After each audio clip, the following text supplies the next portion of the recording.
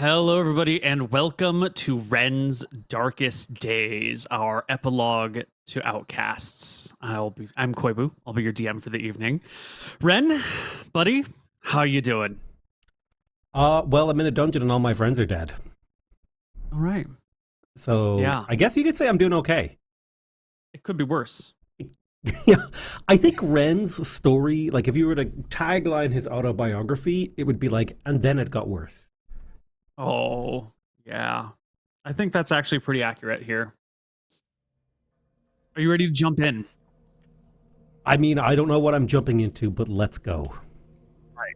We're last prisoner in a town. You've been moved. You've been moved to the capital city where my eye is very itchy. Okay. Someone cut that out. You've been moved Something in to the the air. capital.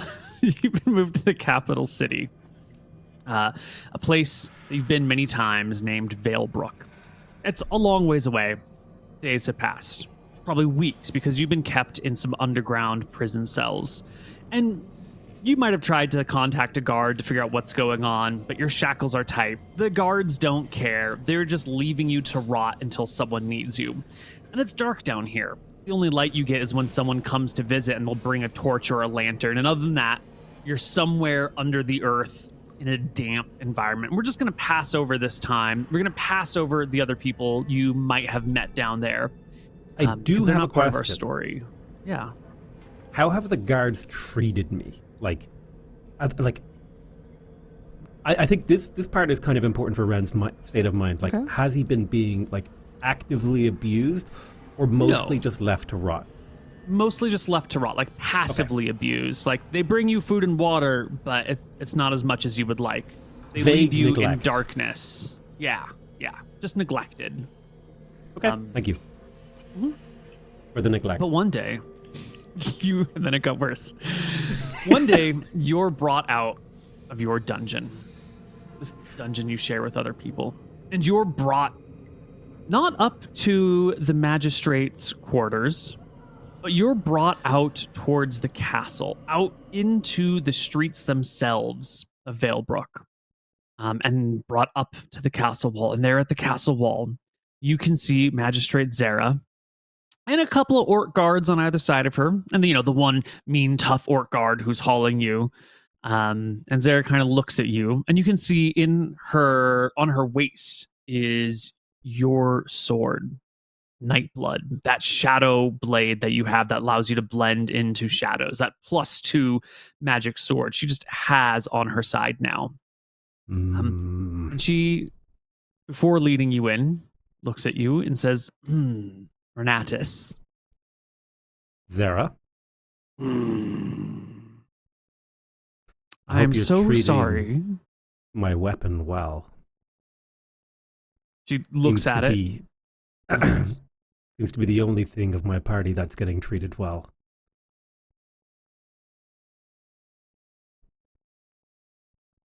She just gives you that smile of like, oh, I got something to tell you. Interesting. Okay.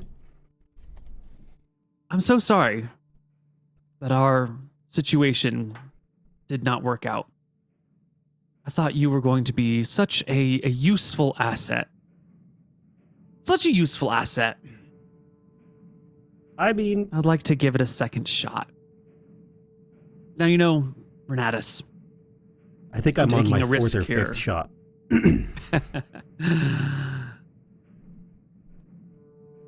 I think you're right. And But I'm it is taking my a bit of a only risk here. Because keeping you alive, there's a lot of calls for your head, a lot of calls to send you back for enhanced interrogation, see what you might know, rip that mind of yours apart into pieces, and probe its secrets.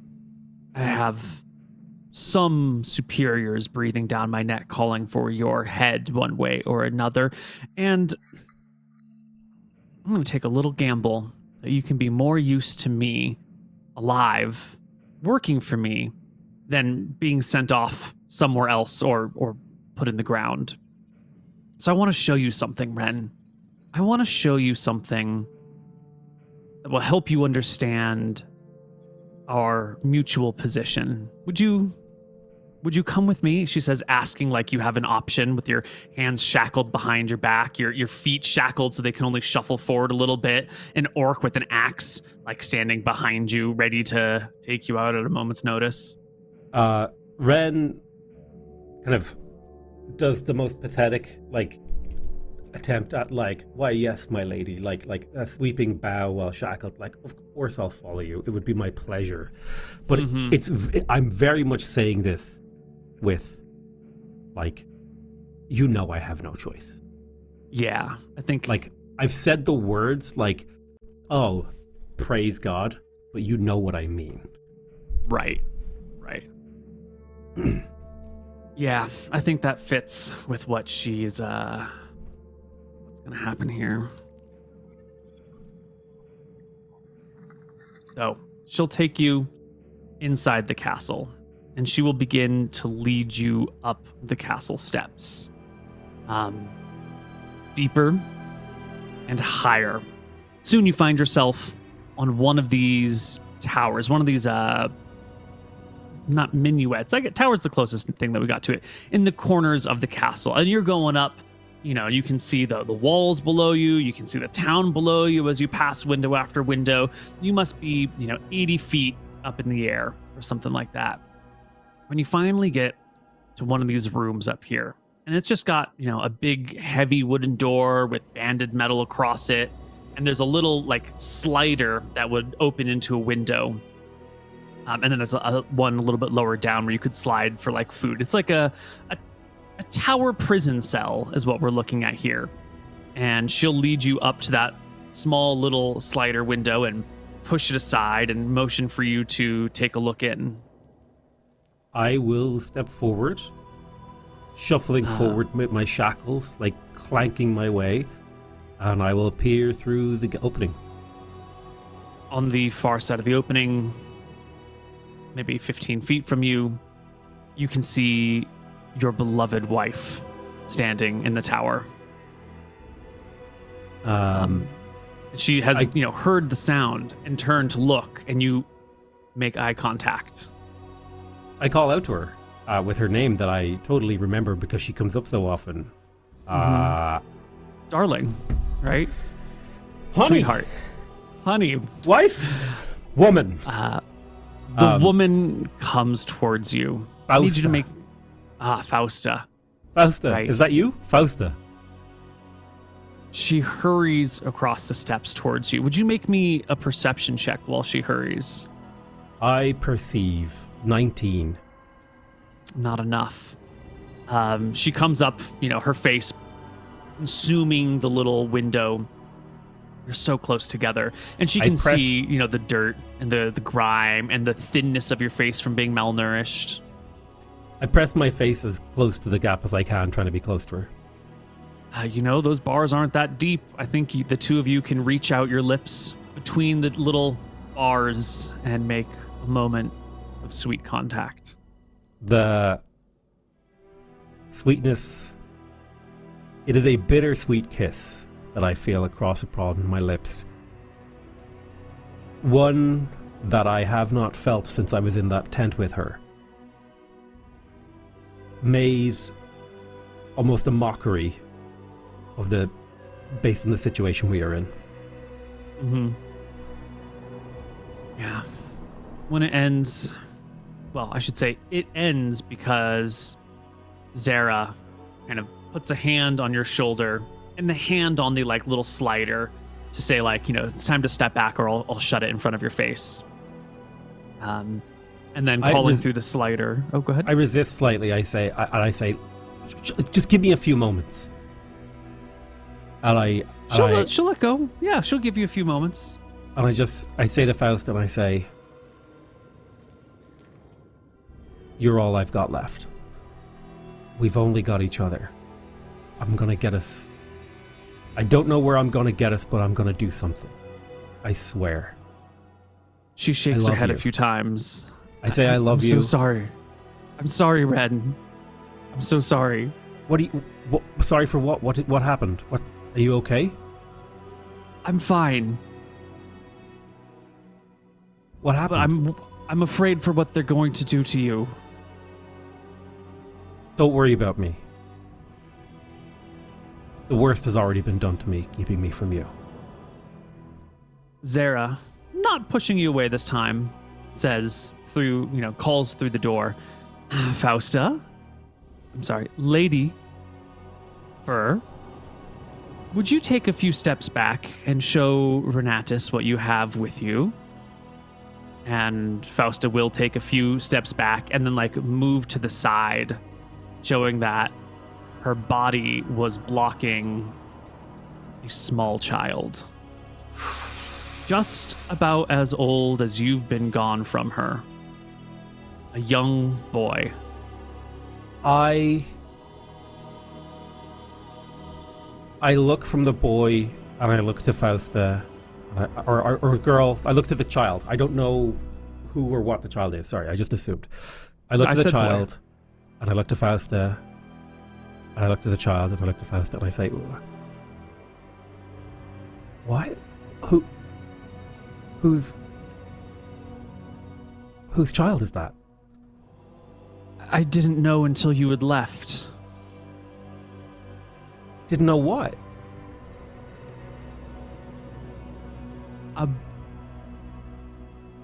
I thought I was too old.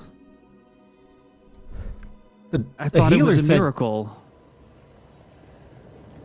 The healer said we couldn't have any more. Is that Zara my will say, son?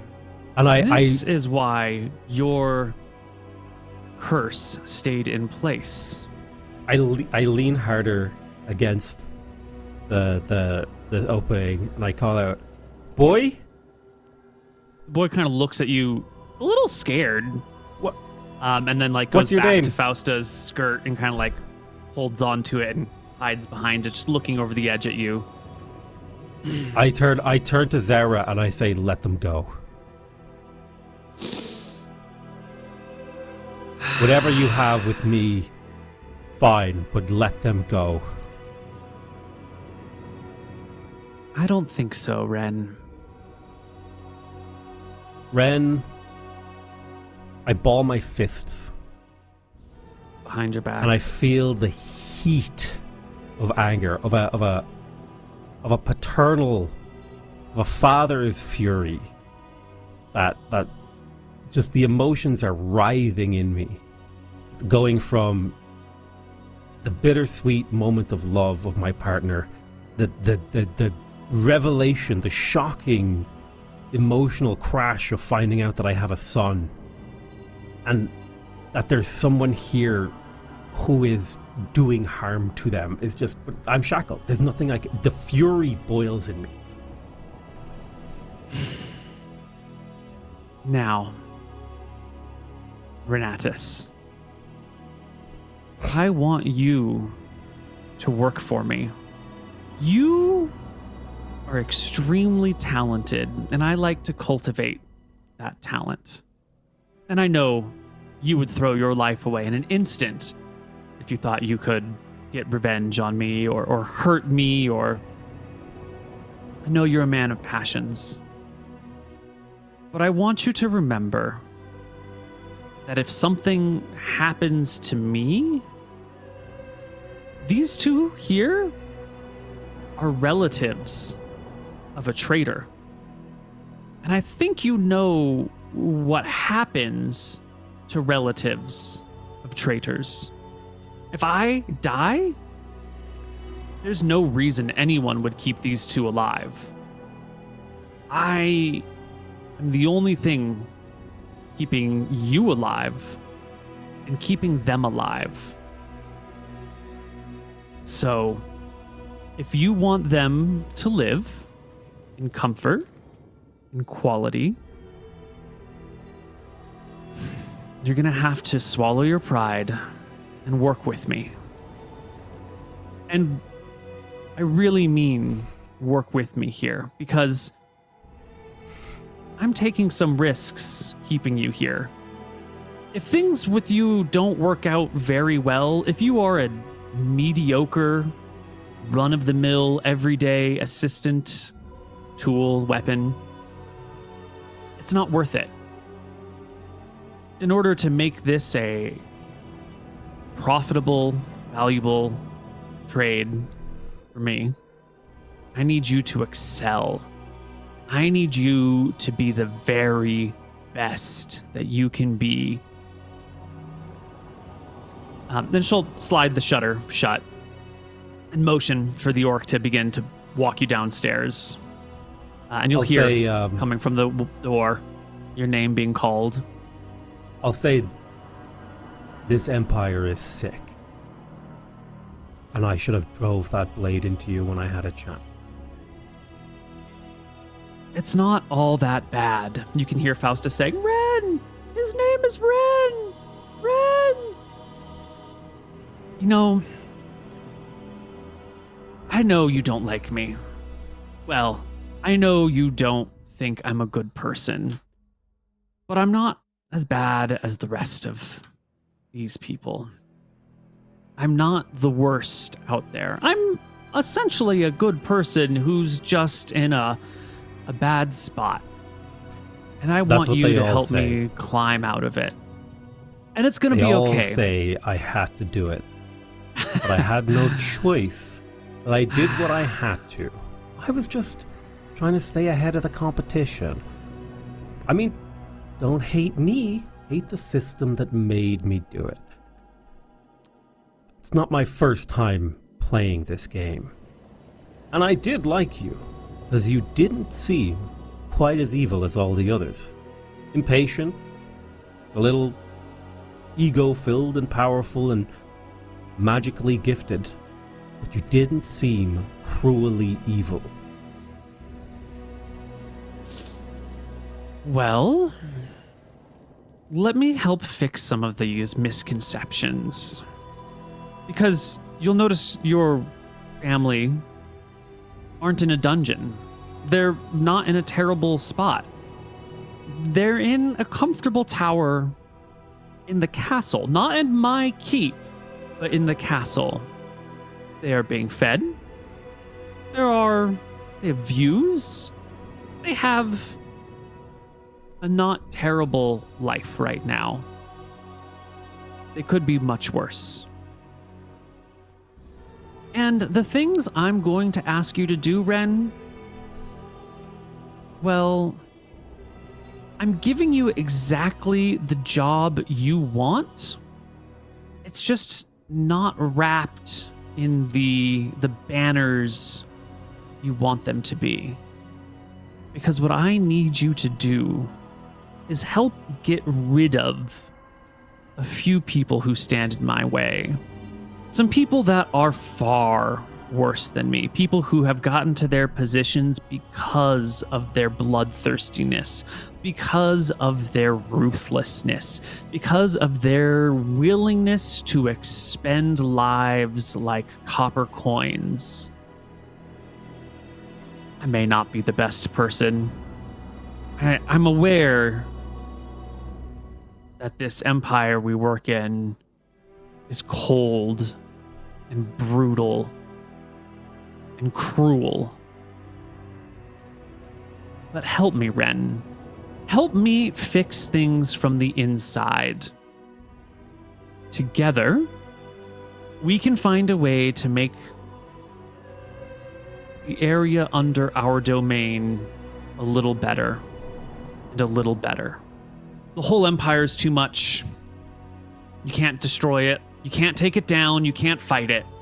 But from the inside, together, we can make small and incremental changes for the betterment of the people who live under us. Conquest is one thing, management is another. We can manage this.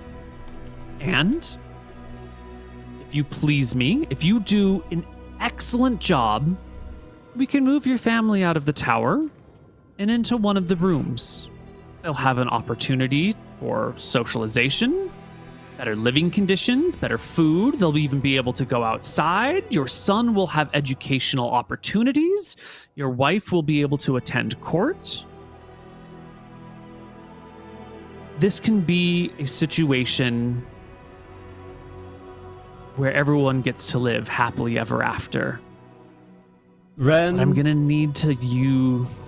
I snort with me. at that. I snort at the happily ever after. I can't believe you're serious. I sigh heavily. You're presenting this to me like I have a choice. Like I have agency here. Well, you can say Who no. would I be to say no to protecting my family? You have attached strings to my hands. I'll shake the shackles theatrically. And now you puppeteer me and pretend that it is my choice. But I do find the idea tempting to create a bubble of sanctuary where maybe the edge of the knife doesn't pinch quite so hard, where maybe some people are not crushed under bloodthirsty boots. This is something I can hold on to, and keeping my family safe, alive, and happy. And Ren will, after saying the word my family, catch himself, and the emotional weight of being hit by the idea of, I have a family again. I have a family. Yes. I will do whatever you ask. I will kill whoever you ask. I will carry out any task whatsoever. But give me a day with my family first. Just one evening and morning, one night with them. We have some talking to do before we get there. Come, Okay. we're going to my offices now. I need things to be clear for you. I want us to understand each other. And I think we have the gist of everything down, but there's important nuances to discuss. And so you'll be brought walking through the rest of the castle in silence. The royal family and the royal family's bodyguards and their servants and their maids and their staff and all the people who are like holding court just kind of get out of the way as Magistrate Zara, rudely walking through this castle like she owns the place when she doesn't, brings you out the castle, back out across the moat, over the drawbridge, and round the corner to her like sad little wooden keep next to the castle that serves as her place. And she'll bring you in there and be brought back into her familiar chambers. You'll be set down in the chair by the orc, who will stand nearby. Your hands still shackled behind you. But now it's just, Zara, you, and the orc in her dimly lit office. And she'll pause and think for a minute. Ren, what I want to talk to you about is the problem of loyalty. When you rule by fear, when you rule through force, it's very difficult to keep a loyal subject. And loyalty is important because you need trust. You need trust that people will follow orders. You need trust that people won't stab you in the back. You need trust that people won't siphon money, that they won't share your secrets. Trust is important, and loyalty is hard to come by. That's why, throughout the Empire, you will find frequent rotation of soldiers and monsters, so that none of them get too attached to any particular leader. And you'll also find that good henchmen are extremely well rewarded. You would call it corruption and, bribery, rewarding those who do bad with great riches, but it's not those who do bad, it's those who are loyal. I understand how wealth is distributed from the powerful to to the people who keep them in power that the reason a knight is given land is so that when the king is attacked, the knight has a reason to keep the king in power, because if he doesn't, the next king might take that land from him. Yes. Good. It is. I figured you would know this. It is the natural course of it. It is the way things have always been. I was raised in a noble household. I understand the politics of power and money and the things that motivate men and maybe even monsters. I'm sure that Orc, I'll kind of nod my head towards him, takes more than his fair share in pleasure in getting to do whatever he wants to your prisoners every now and again. That will more than buy his loyalty. She looks towards him and nods and says, Haggard, he does enjoy his job. Nothing to buy loyalty, but it's a impure kind of loyalty, right? Because anyone else who employed him who let him do whatever he wanted, he would be loyal to. Yes. Yes. What you want is somebody who would die for you.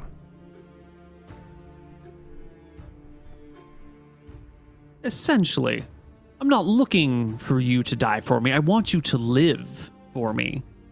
But I would. I need someone who I can trust with all my secrets, because I have many, and I have plans, and I'm going to enact them, and I need a reliable steward. Someone who, and she kind of takes the sword, your sword, off her belt and places it on the table before you. Your hands are still behind your back and behind the chair, so you can't quite get to it. Someone who can use this weapon, that I can trust with this weapon, who will enact my will. And I think our situation here is perfect for that. I think I have proven my trustworthiness, owing to the fact that only upon the confirmation of the death of my comrades did I reveal their secrets. Well, yes. You've also proven that the promises you've made to me, you would betray. But I feel secure in this situation. Because if you didn't have my wife die, back then. Right, exactly. If I die by your hand or by someone else's hand, well, the orcs do like to chew with their food before they finish it. Play with their food before they swallow it. And so statements like that will not make me love working for you. I'm not telling you those are my orders. I'm telling you I'm the thing keeping them from playing with their food. And if I die by your hand or someone else's,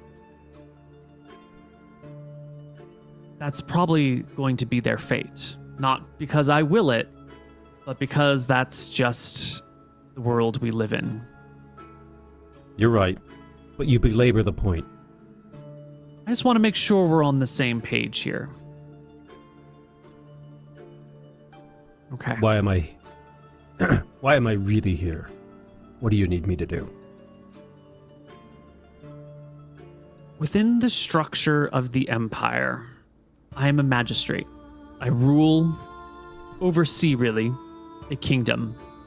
The next level up is the censor. They oversee multiple kingdoms. They are my superior. Like a Duke of Kings. Yes. My superior, who you had a mission to see. You were going to get some wealth from her to buy me some material components, and I warned you that she was ill-tempered. And this is true. She is without a doubt the worst monster I've had the mispleasure of meeting. She is a barbarian that Haggard over here would love to work for. I'm going to replace her. And that same loyalty we were talking about is a bit of a problem because she has treated a few of her people so very well that if something happens to her, well, I worry about my future. So we have a plan, Ren. You're going to tell me everything you know about Sigris Shadowhand. You're going to show me to his tomb. Together, we're going to go there, going to unveil all of its secrets, and this will take some time. Then we're going to go see my censor. And along the way, we're going to make sure that some accidents happen to her most loyal followers, people who might seek vengeance for her downfall. And then once they're out of the way, we're going to get her out of the way. Define the snake before you kill it. Exactly. And then when she's gone, I will take over as censor. And we'll move your family from their cozy estates here to their cozy estates in Holy City Emberstone. And we'll try to get them a little bit more space, a little more breathing room. And then we're going to go and set about fixing the problems inherent to the management of these lands. And there's going to be some resistance. And we're going to have to make some bodies. But they're going to be bodies of bad people. People that you would probably want to kill anyway. So you're going to do what you want. And you're going to provide for your family. But you're going to need to be wearing this. And she pulls from her desk drawer a black cloak with a white V across it while you do it. Ren, I stare at it. I just look at it, and if you were in the room, you could see that this is like, you've just asked me to wear like orc skin or something, right? You've asked me to slime myself up in giant stuff that comes out of your nose, giant snot. Like, it looks like a mundane uniform of the Varasi Empire, but to me it means the thing that has taken everything from me. Taken my wife and my family, taken my nephew, taken my friends. And now I am to wear the uniform of the people who have humiliated me at every turn of the last 5 to 7 years. Mm-hmm. And then Ren, I think of, like, my immediate reaction is revulsion and disgust and humiliation and anger. And then that thought of that little boy up in the tower and Fausta, and that maybe somewhere in between all of the things that I'm going to have to do, I might be able to have a moment with them that will make it all worth it. Mm-hmm. And I say, just make sure it fits. Good. I'm glad this is what you've come to. Haggard here is going to take you down, not to the dungeons, but to a jail cell. I'm going to make some preparations. You're going to tell me where Sigris Shadowhand's tomb is, and together we're going to go there. And if everything goes well, we'll move you out of the jail cell into ordinary quarters. You'll have this weapon, and we will begin our work together. I say, I'll tell you everything I know. I'll need a map and something to draw on it. And you will probably need someone to take notes from what I'm about, or the things I say. Excellent. She says, Haggard, get Posca.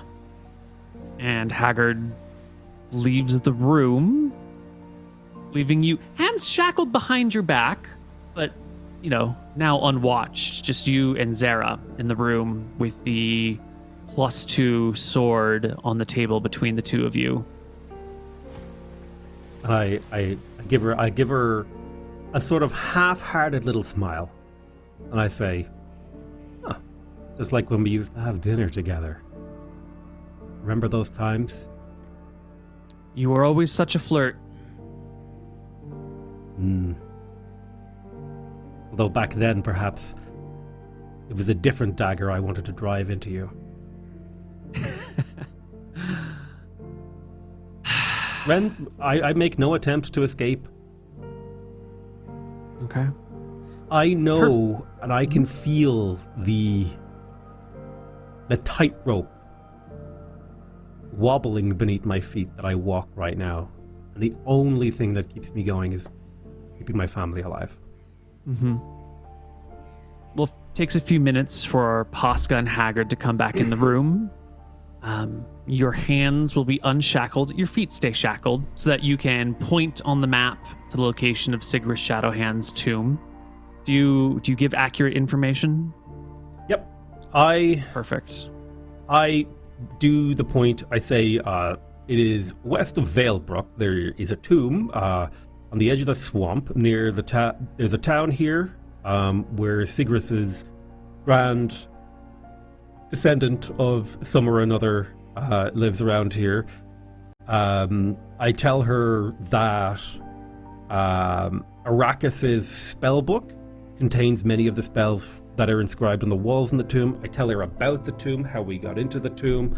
I give her all of the information. Tell her how we got into the tomb, how we found it, blah, blah, blah. I even tell her all of the information about the lord who had those demon dogs up to the northwest, who initially sent us there.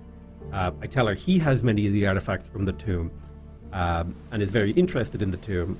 And I tell her that Sigris's tower is Autumn's tower.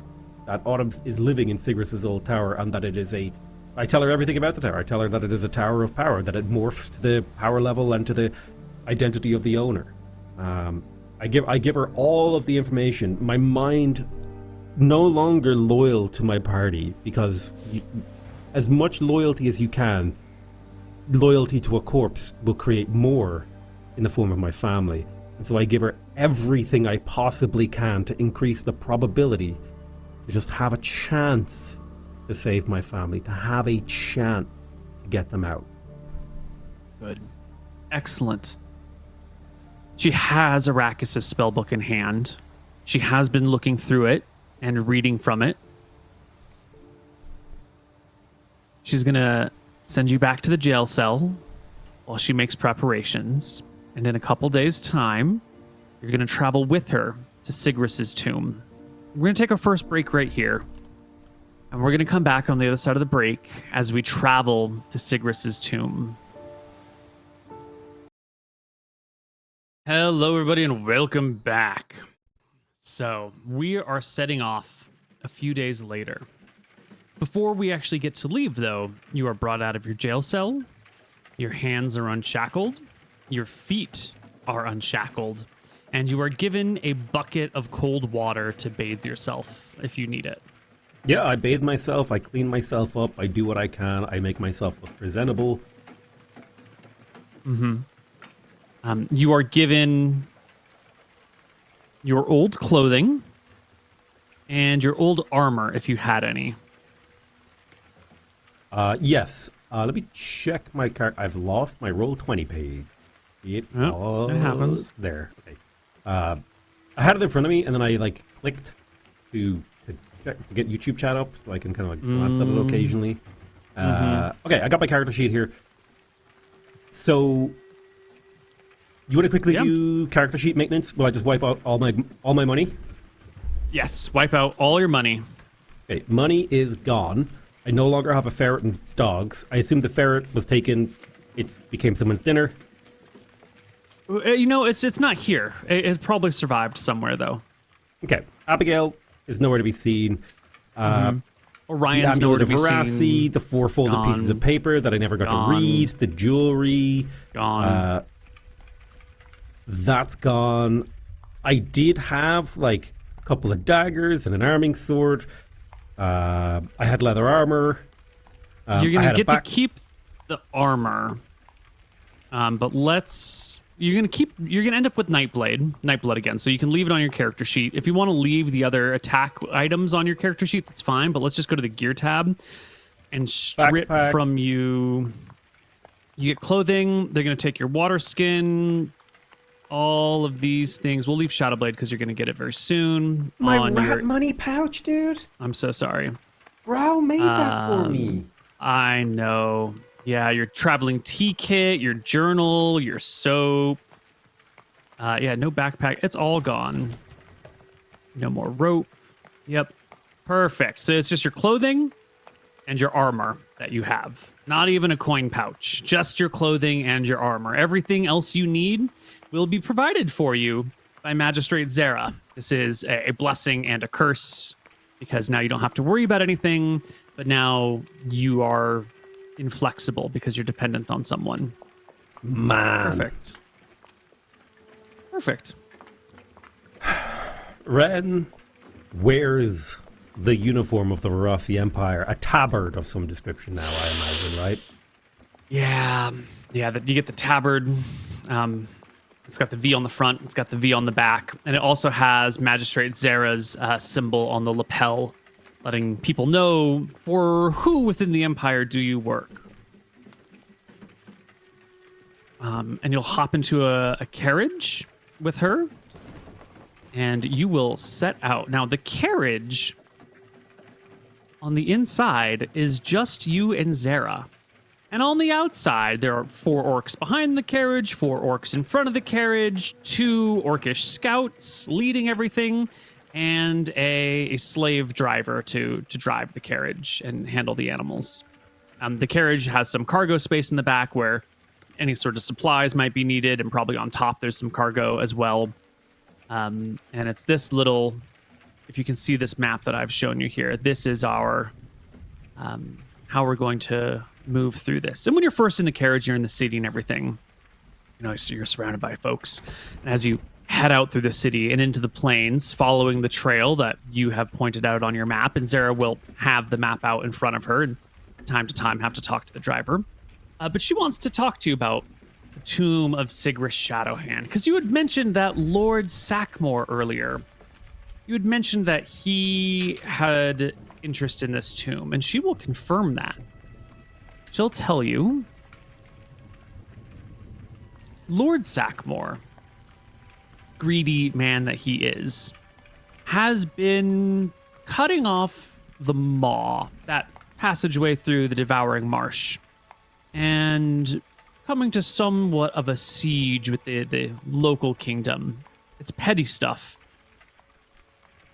Beneath Doesn't your rise notice to my where it's concern. not so disruptive, I imagine. Yes. Well, I'm happy to let locals fight amongst themselves. Keeps them busy, keeps them distracted. As long as they don't get in the way of anything important, let them do as they will do. But has come to my attention the reason for all of this. He was looking for your friend Arrakis, who he felt never lived up to his end of the bargain. Some bargain that you had. There may Once have I delivered been acquisitions of magical items that were promised to Sackmore that, via technicality, we figured out a way not to deliver to him. I don't think he's a man who respects technicalities. No, he's a brute. Certainly. I've delivered him your friend Arrakis' head, and that seems to have calmed him down. However, I do expect his minions will be waiting for us when we get to the tomb. I do expect they'll be there to loot it on their own. May his soul rest, could see what had become of his dreams and desires. That the secrets he guarded so voraciously, I am spilling to someone. The insult to him would be beyond reproach. I don't think so. I think he would be happy to know that these secrets are not lost for all time. They may fall into the hands of someone he couldn't care less about, but that they exist and will be preserved, you'll be grateful Ruckus was a man of cold passion and ego. Someone else rifling around inside his birthright would have, well, it would have rubbed him the wrong way. Well, maybe he shouldn't have been such a murderer. Maybe he should have had his ducks in a row. Maybe he should have prioritized finding better friends. His fate is his own. But when we get to this tomb, Lord Sackmore is a brute. And he lies outside of my jurisdiction. And his men have a habit of using excessive force, even towards people they shouldn't. He's well connected. All this pilfering. He has bought a lot of loyalty, as we've been talking about. He buys loyalty through a free hand and never punishing the crimes of his underlings. I've seen his sort before. The kind of gutter criminal that would have been rooted out of a city and burnt at a stake decades ago in any reasonable empire. Well, we're going to have to deal with these people. So, she takes the sword that was sitting next to her and puts it in both hands and leans across the carriage. What's the space between people called in a car or a carriage? Gap? The open space? Leans across the footwell and offers you the sword. I take it, and as my hands wrap around it, I feel the familiar grip of the blade beneath my skin, and there is just that moment of desire to kill her. And it's just it's just that memory of, I wish I had killed her. I wish I had killed her that time I had her alone. I should kill her now. But then the memory of that little rectangle with the bars that I looked through, and I saw that desperate face of my wife and my son. My hand closes around the blade, and I tie the scabbard to my waist. Perfect. Well, gonna be a couple days to get there. Best rest in and get yourself comfortable. Is there anything you'd like to chat about while we drive?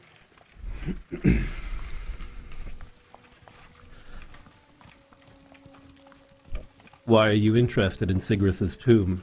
You didn't show much interest in it before Arrakis's head was a present. Leverage, my dear friend. Leverage.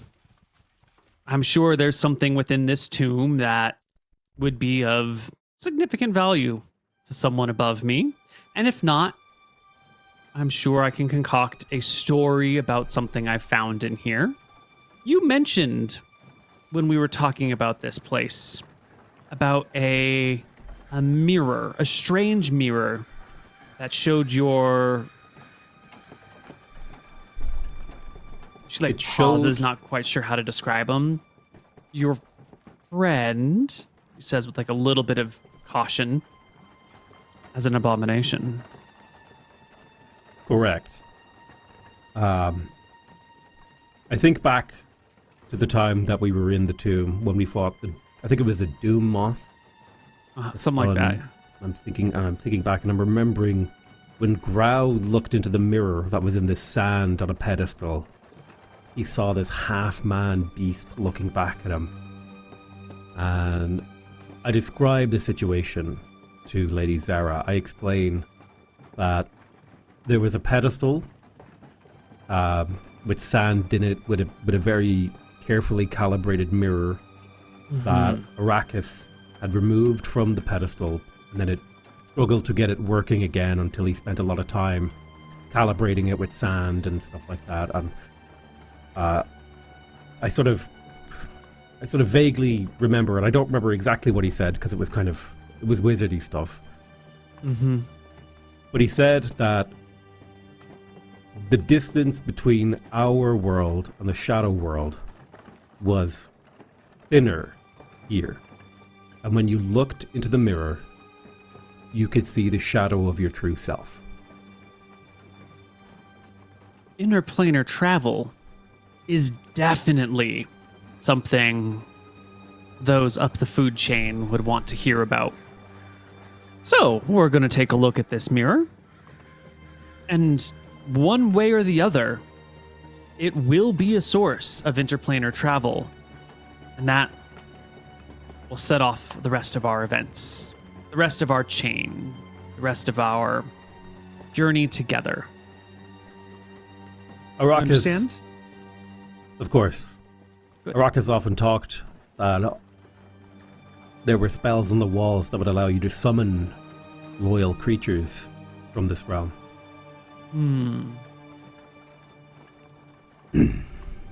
Well, we'll find out. Creatures of darkness and teeth.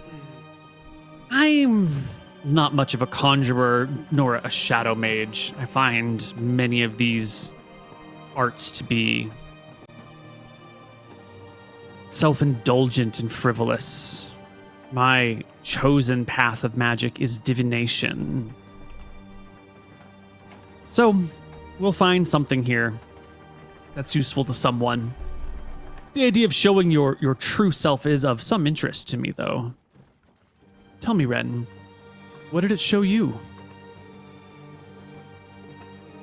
I think back to the time that I looked in, and I remember I wanted to look in to see if I looked younger in it. And something is telling me I looked in and I still looked old. Is that the case? I thought... Did I look young in it? I can't remember. I was hoping you would remember. Ooh, I'll say I don't remember. Age befuddles my mind far sooner than it should, but I remember disappointment. Does anyone in chat remember whether or not I was young or not in that episode? Does anyone remember that? Ren looks into the mirror at the same time and also sees Grau's deformed reflection, as well as an uncanny version of himself. Uncanny? I'm going to need a DM ruling on whether or not I looked young. This was December of last year, so, yeah, I don't know, dude. That was 8 months ago. I'll I can't ad-lib remember. it. Yeah. I looked into the mirror and what I saw disturbed me. But I mean, for me, I'll reach up and I'll touch my face. That's no different from looking into a mirror these days. Oh, I've grown used to this magically maimed body. It still doesn't feel like my own. And looking in a mirror brings that into sharper focus than any time. Than any other time. Well, good. If there's nothing else you want to talk to her about, we can skip a few days of travel and get to the tomb. But I want to give you an opportunity if there was anything else you wanted to bring up.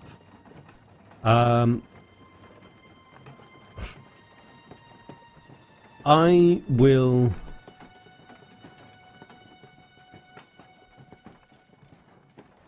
I'll place my hand on the Shadow Blade and I will pray for a small apology from Relkor, who was Arrakis's patron deity, if I recall correctly.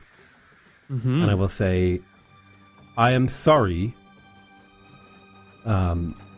I am sorry to besmirch the temples and magics of your domain with unworthy hands. Now, being inside the carriage does qualify as being in shadow. So if you hold that blade for a while, you will begin to fade into nothingness, into invisibility. I will hold it. Yeah. Magistrate Zara will watch in interest as you begin to fade. She's not unfamiliar with invisibility spells. And after you've truly disappeared, she'll reach out with her legs to kick yours to see if like that subtle movement causes you to become visible again, which it does. And she'll nod in understanding. It's like I can move very slowly and carefully, and I'll sort of translucent, right? Yeah. But you got to be like molasses. I gotta creep like a step a minute. But like the sudden jostling of your legs is enough to shake the invisibility off. Out of curiosity, if I'm sitting there and if I drum my hands, does the rest of me fade, or is just like is drumming my hand like doing this on the table or the chair beside me? Is that enough? That'll break it. Okay, interesting. Yeah. I do want to recall that it works in shadow specifically, which is a weird concept because it requires there to be light, right? It wouldn't, if it's nighttime, it won't work at all. If you're in a dark room with a dim light, that's not in shadow. But if there's a bright light that's casting a shadow against something, it would work in that space. So it is a little bit, it's a little bit wonky. It works in the same way for light that vision works. It's like if you imagine you can see someone, but if they stand behind a pillar, they disappear, right? But like, if there's no pillar there, i.e. there's no darkness, like the light has to shine on the pillar to hide them. Does that make sense? Yes. I understand what you're saying. I don't know if it makes sense to anyone else, but I follow. Maybe not.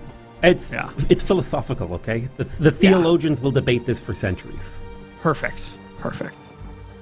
Well, eventually we get to the village. We pass the village. We ignore the village. We go into the jungle, the swamp, really, and we approach Sigris Shadowhand's tomb. And Magistrate Zara will send out her orcish riders to go find the actual location themselves. And sure enough, they'll come on back pretty quickly, letting you know that, yes, there are creatures here. There are a whole slew of goblins and a pack of draconians that are camped out around the area.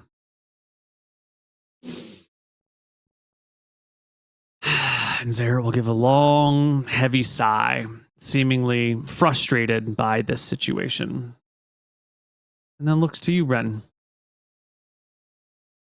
Well, are you ready to start work? Killing goblins and orcs and beasts that belong to a disgusting brute that are dying in a ditch. Soul to preserve me. Well, I don't need you to kill them quite yet. First, we need an estimate of their numbers. And then we're going to deal with these creatures the way that monsters are most easily dealt with. You see, we were talking about earlier about loyalty.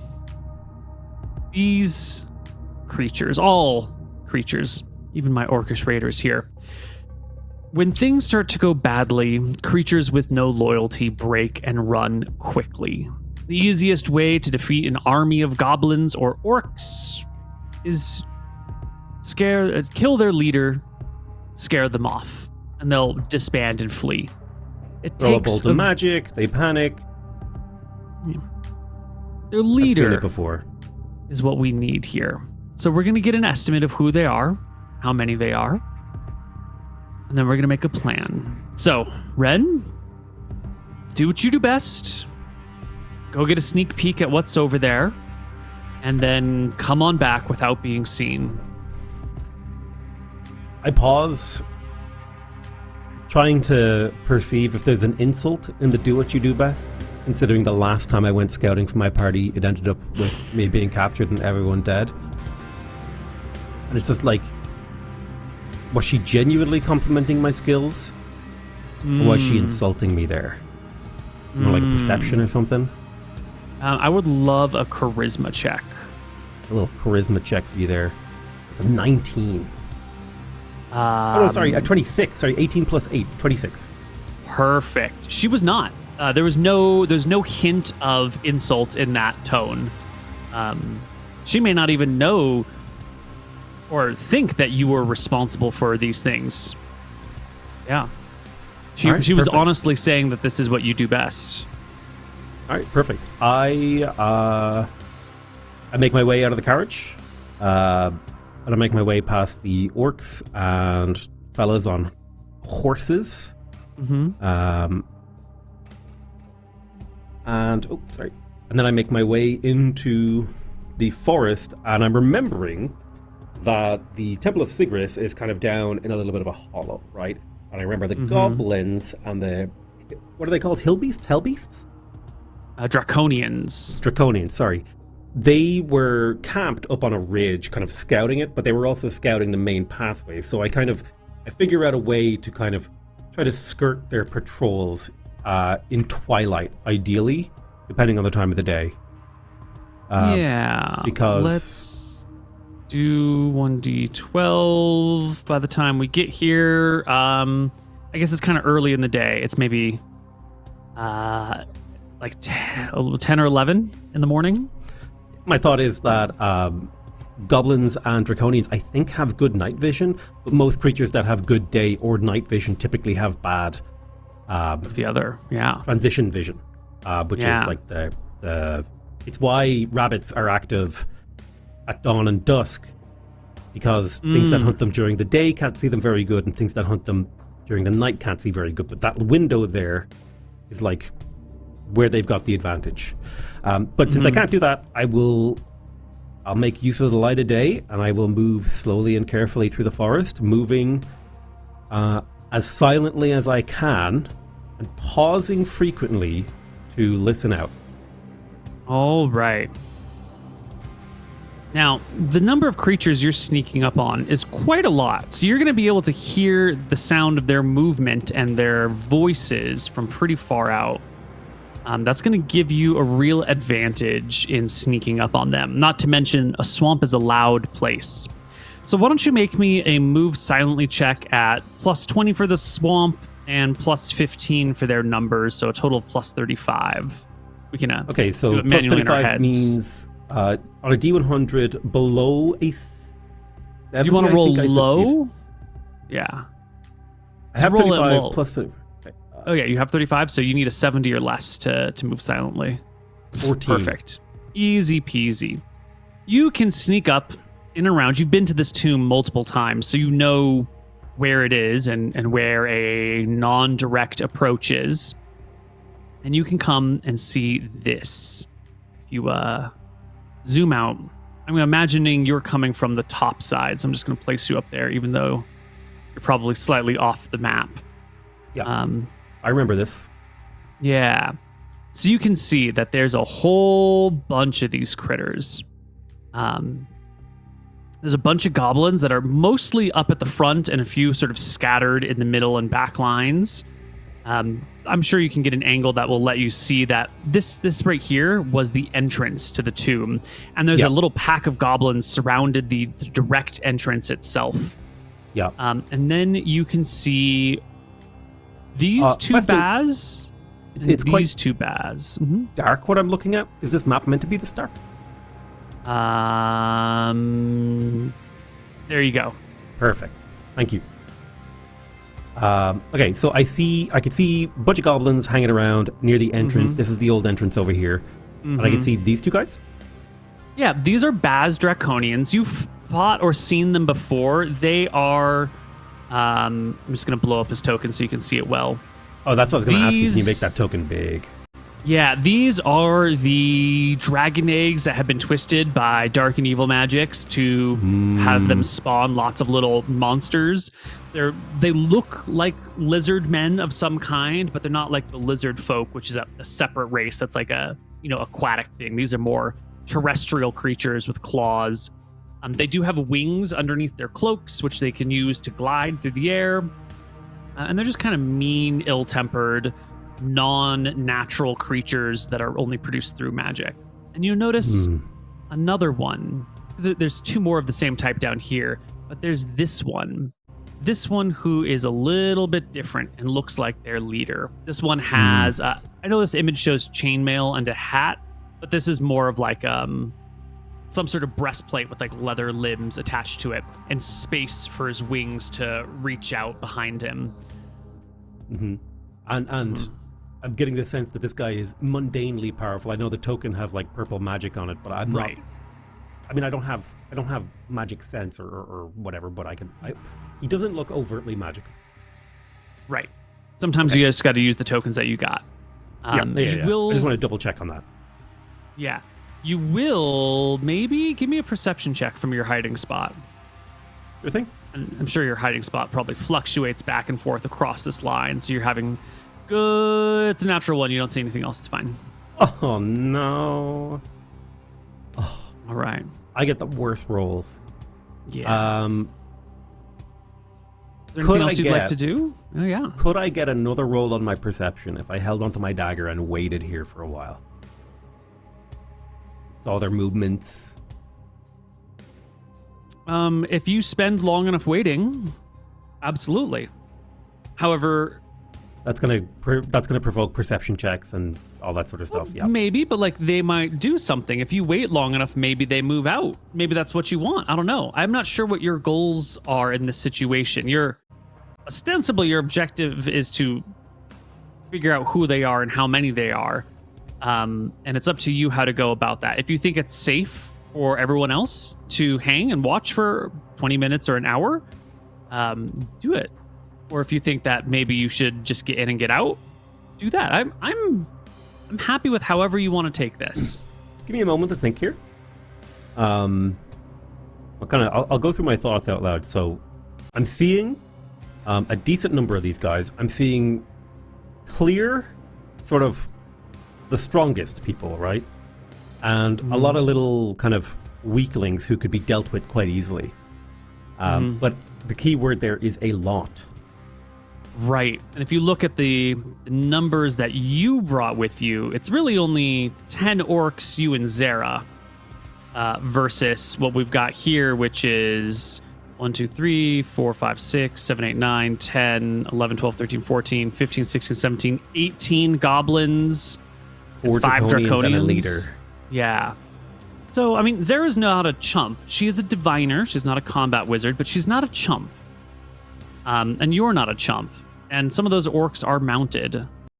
So... Yeah. I think the thing to do is I will return with this information and give my recommendations.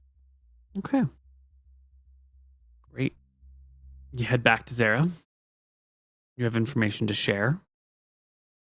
Any particular way you'd like to present it?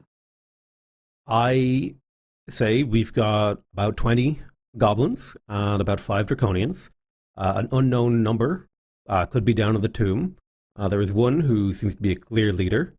My estimation is that if, depending on what your magical powers are, if we were able to kill the draconian leader quickly or perhaps subtly, then we would be able to quite easily overwhelm the goblins and the remaining draconians. But I think our focus should be on killing the big guys.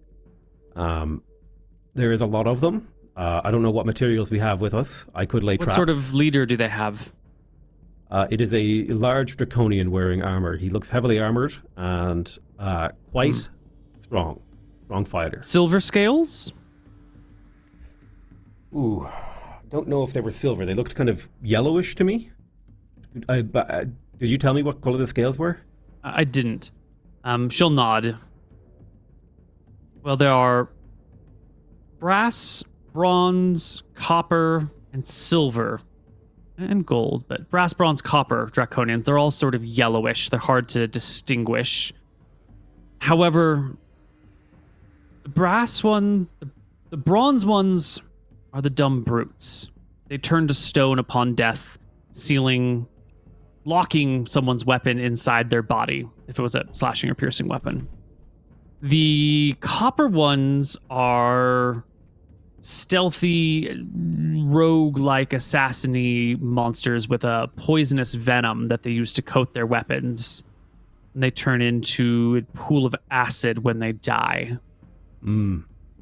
The bronze ones are spellcasters.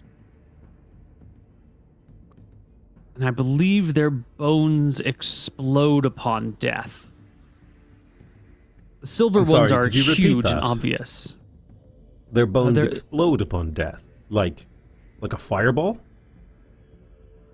I'm not sure the total extent of the damage, but anyone standing within 10 feet should be wary. Well, it sounds like I need to go back and figure out what kind of draconians these were. Because that might be critical information for our battle tactic. She nods. I have never heard anything about draconians before. The last time I encountered them, we were in Lord Sackmore's palace, and they just looked like, I don't know, lizard people. That's all I thought they were. These are creations of Lord Oris, the great and evil cleric of Verasi, who sits at the top of our food chain. These are the sorts of twisted mutations that he has encouraged. These are the sorts of people we're dealing with. Very well. Abominations that need to be purged. Hmm. Do we have rope and things of that nature? I could set snare traps to maybe capture some wayward goblins when they inevitably run or attack. If they run, let them run. We're not here to kill these creatures. We're here to get to the tomb. What we need is their leader dead. Now, it's easy enough to present my men in front of them and gather their attention and get them all formed up for battle. Question is, do you think you can sneak up behind their leader while everyone's preparing for battle and put that sword of yours between his scales? I can try. And I am the best man for the job that I know of. My skills are more of urban survival than combat and scouting. But what do you need to ensure your success? What resources or tools or environmental conditions can I aid you with? Well, I would need a very big distraction.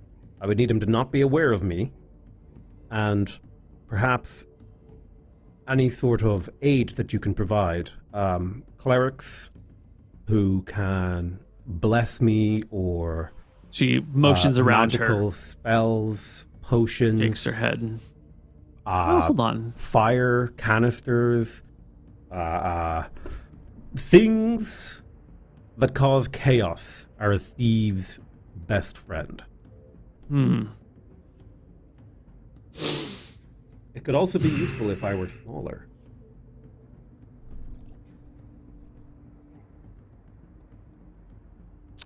She peruses her spell list, which is a spell list of a diviner, and shakes her head, saying, unfortunately, the best I think I can do in this situation is provide you with an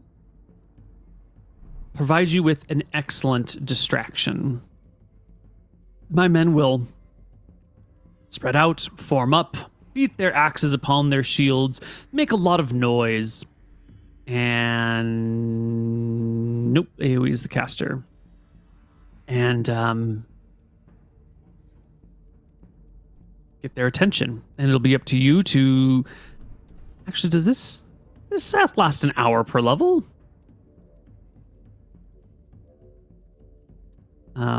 Just picking this. We need you and you and you. Okay.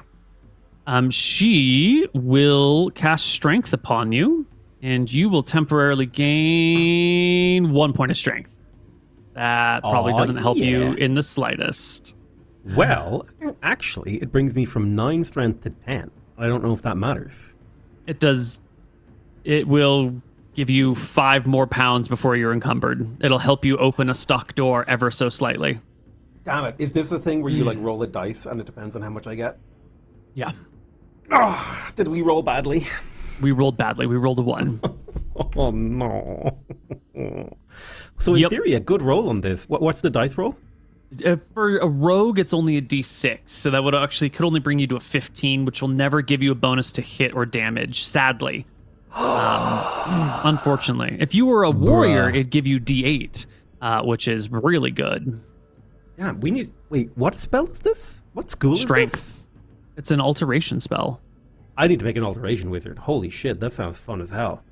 Yeah, you can buffing put people? that on someone who... I mean, you give someone strength and enlarge, and then you just let them be the big man who walks through everything and swings a huge sword and destroys everything in their path. How long does strength last, out of curiosity? An hour per level of the caster. Okay. So 6 hours in this situation.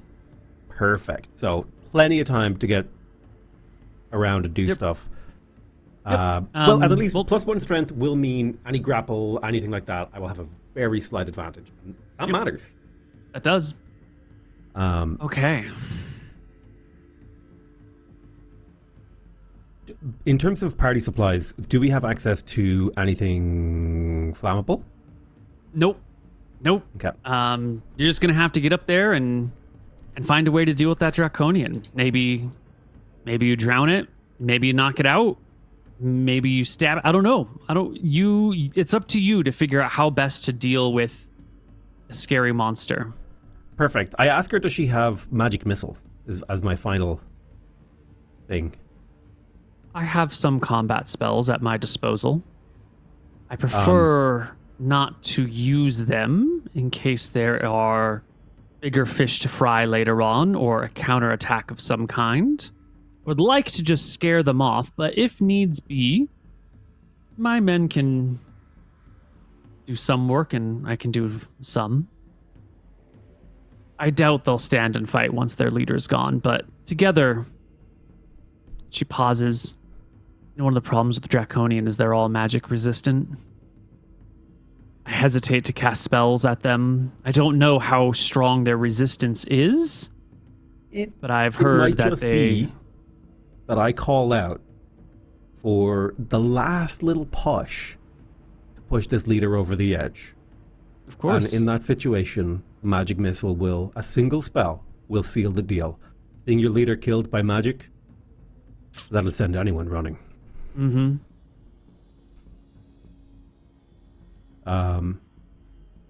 Perfect. Let's go. Let's battle lines drawn. Let's do it. I'm gonna sneak my way in ahead of my team.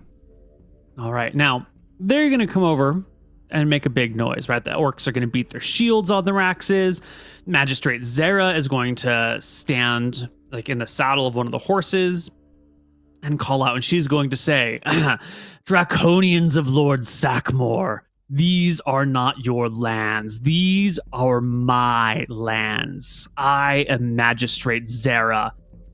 You are to leave this place immediately. You are trespassers here. If you do not, the full might of the Empire of Varasi shall fall upon your necks, and you shall be food for our wargs.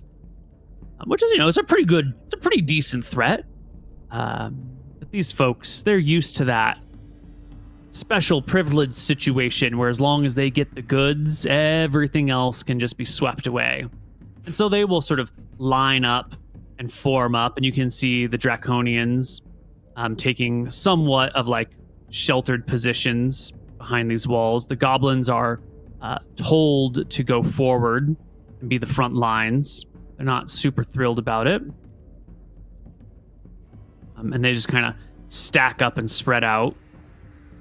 And this Draconian is going to come over here, and this one's going to come over here. And the leader...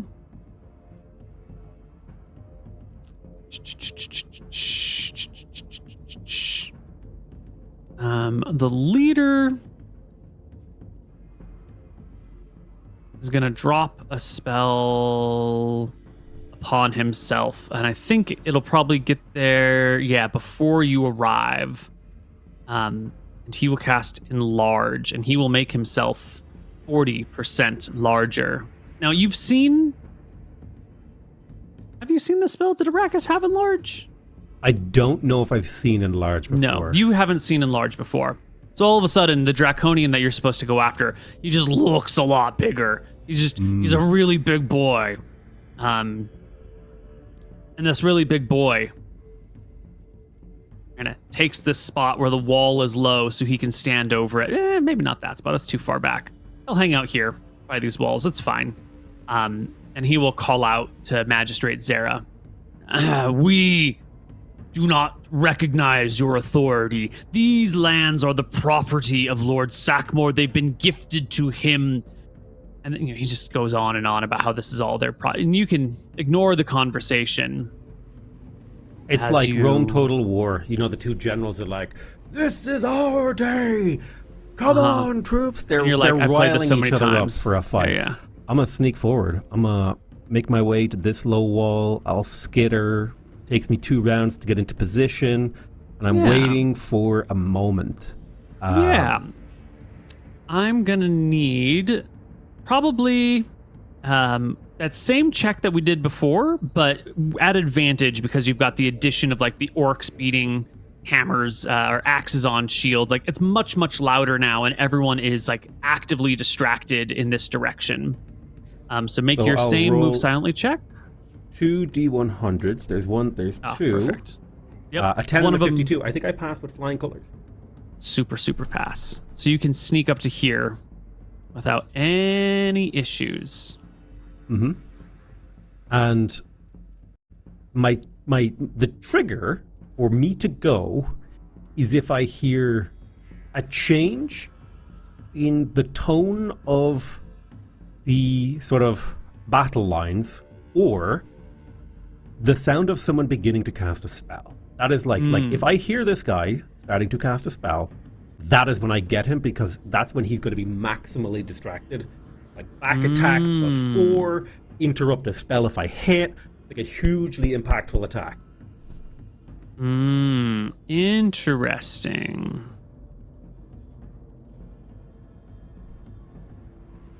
Well, let me roll some dice and see whose actions are going off. So we're going to do aggressiveness of Draconians. And we're going to do for the orcs. Yeah. Magistrate Zera comes in with, one final threat after the Draconians bluster about how this is technically, Lord Sackmore's land. And she'll bring to the table I'm a magistrate of the Empire of Arasi. If I die by your hands, you and your lord will be in the ground. My men are going to make swift work of yours. You have 5 seconds to surrender and leave. That's 5, my go. I go. 4, 3, and you can see, the goblins are hiding behind their little shields. The Draconians all have a little bit of wall as protection. This guy has this long section of wall and this wall. He's kind of slightly crouched down on one knee to kind of keep a lower profile. And you can slip up behind him. There is one thing I want to double check before I attack.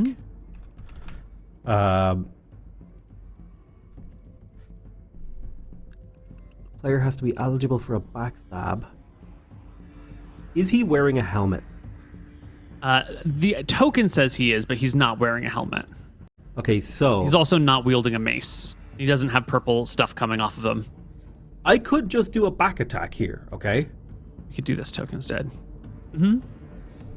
Or I can make a mugging attack to try to knock him out. Mm-hmm. But he will look dead to the others. Mm. And a thief just appeared behind them holding a black dagger. Mm. And their guy is knocked out. So if you're down for me to use the mug, I'll just read the rules. Do you want me to paste it for you somewhere? Please paste it for me anywhere. Okay, I'll put it into our DMs, mine and your saucy DMs, where we talk about Dungeons and Dragons.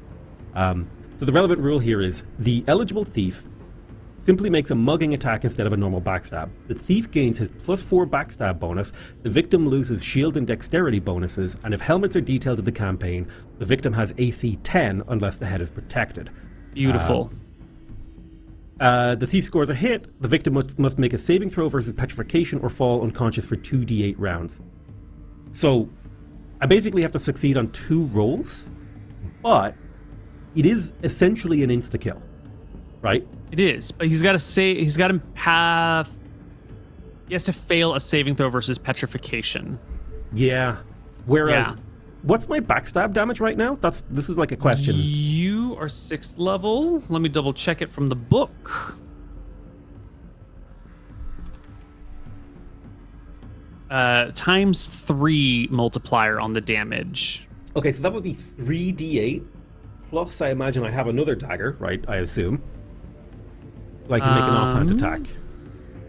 Well, it is a multiplier. So you roll your damage, you add all your bonuses. Wait. Table amount of damage before modifiers for strength or weapon bonuses are added. Weapon standard damage is multiplied by the value on the table, and then strength and magical bonuses are added. So you would roll your d8, and then you'd multiply that outcome by 3, and then you'd add 2 for your magic weapon. So if you roll low, it's very low. But if you roll high, it's extremely high. Ooh, okay. So either way, I swing. So, question is, do I think I could one-shot this guy if I rolled 20... if I rolled an 8, right? I would do 24 damage plus 2. I would do 26 damage, right? That's the high roll. Or I could do 5 damage, right? That's This is the swinginess we're talking here. Or all I have to do is succeed on an attack, and then they fail a petrification roll, and now they're on the ground. Right, but you don't know what his saving throw is. That's the thing. And it could be really good or really my saving bad. throw against petrification is 12. Now, is it you have to roll lower than 12 to succeed? Equal or higher. Equal or higher. So I have You have a 8 out of 20 chance. 9 out of 20 chance. 9 out of 20 chance. I have a 45% chance to pass. So I'm going to assume that he has somewhere between a 10 and a 14 on that, right? So I succeed on an attack. Shoot. Okay, this is hard. This is hard. Yeah, these are both edge cases. Oh. The mug has, worst case scenario with the attack is I stab him in the back. Worst case scenario is I miss the attack, right? Yeah. That's the absolute worst. The second worst case scenario for a regular backstab attack is I do almost no damage, but I do damage. The worst case for the mug is that he turns around and looks at me and then raises whatever the hell is in his hand and just zoinks me into the next realm. A failure on a mug does no damage, right? This is a non-damaging attack. It does literally nothing. Right. Let me have a little think about this.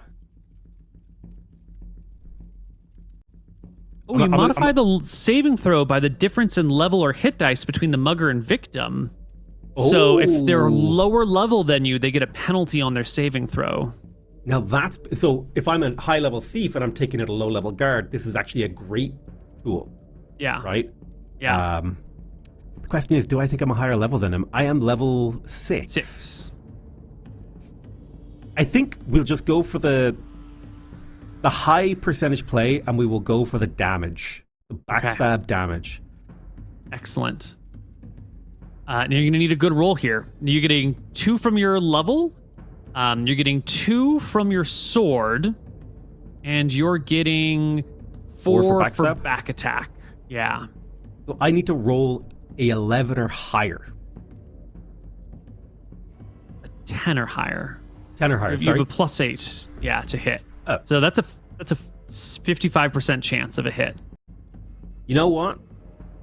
Boom, I'm rolling it. I rolled it too. Dude, this is Ren. This is Ren in a nutshell. Now here's the thing. Is that low enough to where he didn't notice? No, because there's another 4 on top of that, so it's at least a 10. So the sword comes up, and you're going for that spot like on the neck that's really sensitive, but he's got that breastplate on, as we had mentioned earlier, and I think it just comes down on the wrong side of the breastplate and like skims across the back of the creature, producing a loud, shrill blade on armor sound, which will immediately throw us into a combat situation. This is Ren. Rolled a 2. Nice meme. Nice memes. Okay. All right, rolling initiative. Rolling initiative. Right. What do you want for a disengage? 3. All right.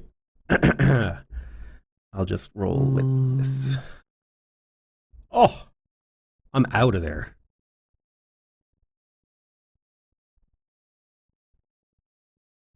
It doesn't matter that mugging was cooler because I rolled a 2. It was never happening. Well, a 2 + 8 is a 10. Oh, I would have mugged him. I should have mugged. Mm-hmm. I am a mug. Okay. I need to roll their morale real quick because you are surprising them from behind.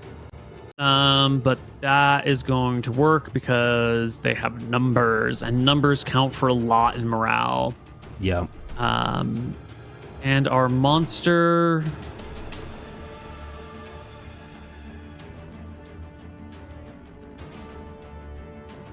He's going to roll in with this. These ones are going to roll in with this. These ones are going to roll in with this. Zera and the orcs are off screen, but we're going to roll them in as well because their initiatives are important. And I'm going to put the scouts on the same initiative as the infantry. Okay. Okay. Here we go. Renatus Fur. You are the first one up. So wait, Zera didn't roll. Hold on. Sorry, Zera didn't roll initiative. Okay. Yeah. Oof, terrible roll. Okay, go for it. Having seen that my attack did nothing, I disengage. I zip around this corner, trying to break line of sight. Mm-hmm. And I can... Zera isn't here, but you've just put her up here, right? I've just put her there so that she can be on the... Yeah. I zip around this corner, trying to break line of sight. And I zip to... Is this deep? That's shallow. So I could, theoretically, Ren could zip like this if he wanted to. Yeah. Okay, You'd make some splashies, but you could do it. I will zip to here. Mm-hmm. I don't know exactly how you want me to map this movement out. Yeah, you can go... There. Yeah, that's probably about you're disengaging, so your movement is a little bit slower, but you can still get to here. That's perfect. Oh, yeah, I think if I were to leap over this wall, that doesn't look very low, and then if I zipped to here, I could probably leap around this corner, maybe up here, right? That gets me to about 60. Perfect. Perfect. And I'm behind this wall. Mm-hmm. And I'm waiting for another chance to go in and figure if I can help or do something. Great.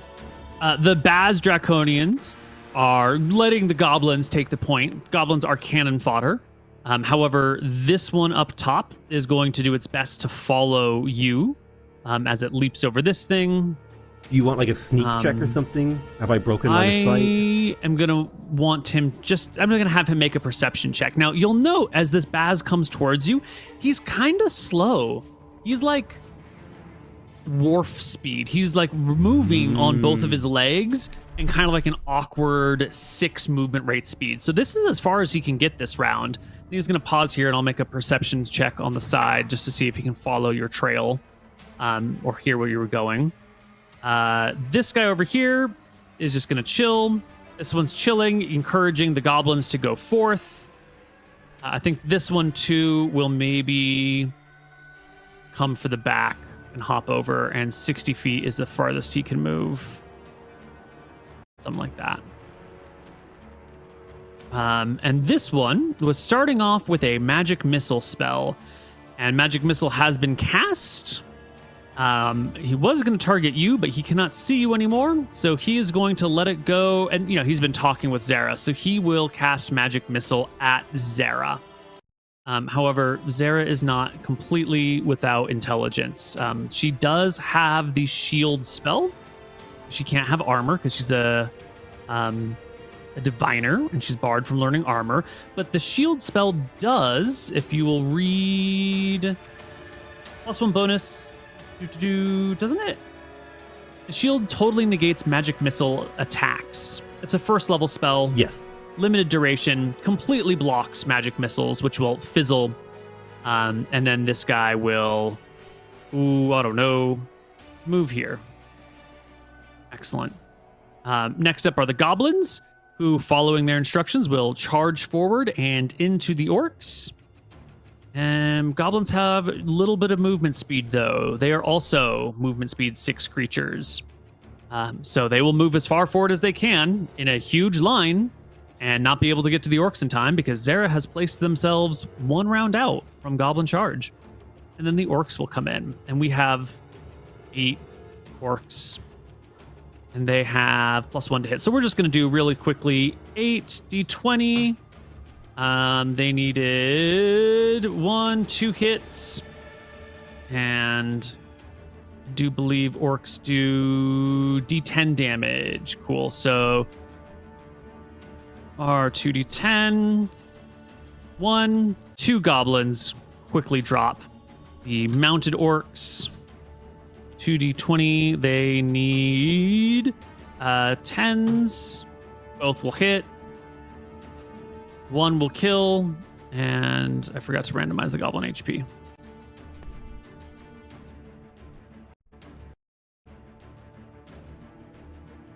Look at that. Another 2 goblins down as quickly as possible, leaving us at the end of the round. 19 goblins dead on the first round? Yep. Perfect. Unfortunately for the goblins, they could only move so far and were unable to attack, but the orcs were able to move forward and get their shots off. Zara, let's roll initiative. We're done? We're rolling initiative? We're rolling initiative. That was a full round. All right, Zara perfect. has cast a spell. I'm rolling in with Shadow Blade again. Oh, and I'm fast. I'm fast as fuck. Rolling a 4. Let's go. Unfortunately, that spell doesn't work for her in this situation. None of those do. She will roll in with Detect Invisibility. The orc is rolling in with Orc. And the goblin, I must have killed the goblin, who was the initiative. Yep. Is moving in with 3. And our Bozak, Draconian, is rolling in with this. And our Baz is rolling in with this. Excellent. Zara is first. She casts a spell. Renatus goes. Yep.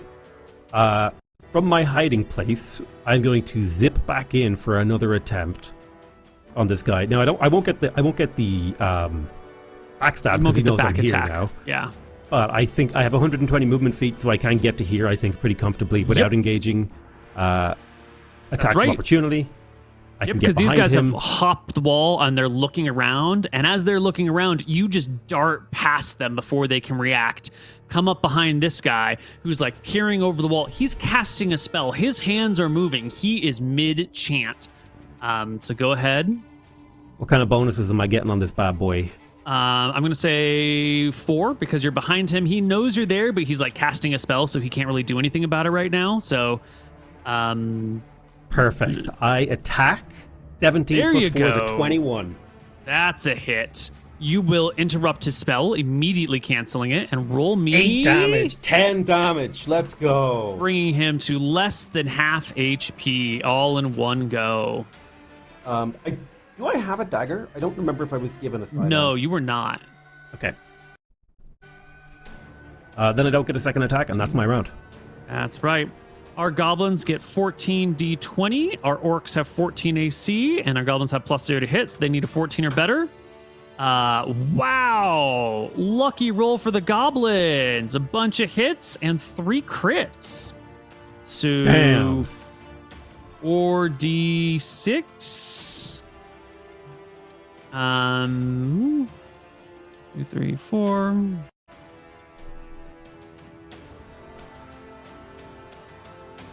Just gonna get ourselves a bunch of orcs here. What do we get? Not a kill.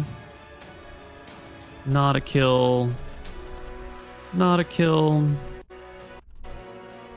Not a kill. And then 3 crits. So that's going to be 2d6 3 times. 1 orc. 2 orc. Oh, no, that's alive. Oops. We should be here. And the last one is also here. All right. 1 dead orc is where we're at. The Bozak spell has been interrupted. He cannot cast any spells or take any actions, but he can move.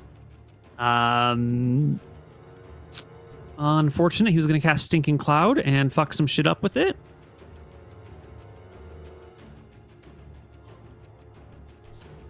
I think he can still make a claw attack. They're natural weapons. You know, I gave Arrakis and Growl. I've given casters of the players so many opportunities when their spells have been canceled or fizzled to do something It's a small. desperate attack. It's a desperate claw attack. He normally gets 2. I'll give him just 1. He slashes out with his claws. It's only an 8. It will miss you. The Baz will finally go. This one will descend upon you quickly with an arming sword. 13 is no good. Actually, it's a 14 because of flanking. You will take 4 damage. My limited health pool. This one will over here. Where are we going? We're going here, here, here, here, here. Just barely not enough to get to you. Okay, my plan worked. This one can hop over, and I think you are quickly surrounded as the Draconians descend upon you. This one with an arming sword. That was the initiative button. That's a miss. Whoosh. Leaving us with orcs. Do 20. Need better than a 12. Ooh. And that does another goblin. And 2d20 greater than 10. Yes, 2d10. A 5 and an 8 will both drop more goblins. Unfortunate. You really put me in the shit here. Well, remember, Zara doesn't care about your life. You are a tool, and if you die in this process, she's fine with that. I mean, I've given her all the intel, right? Yep. Nope. You are completely expendable to her. And this is the epilogue. So this may be a short session, as we said. Zara's rolling in for initiative. Why don't you roll in? I'm going to roll in with another disengage. This time I got an idea. I'll give you that.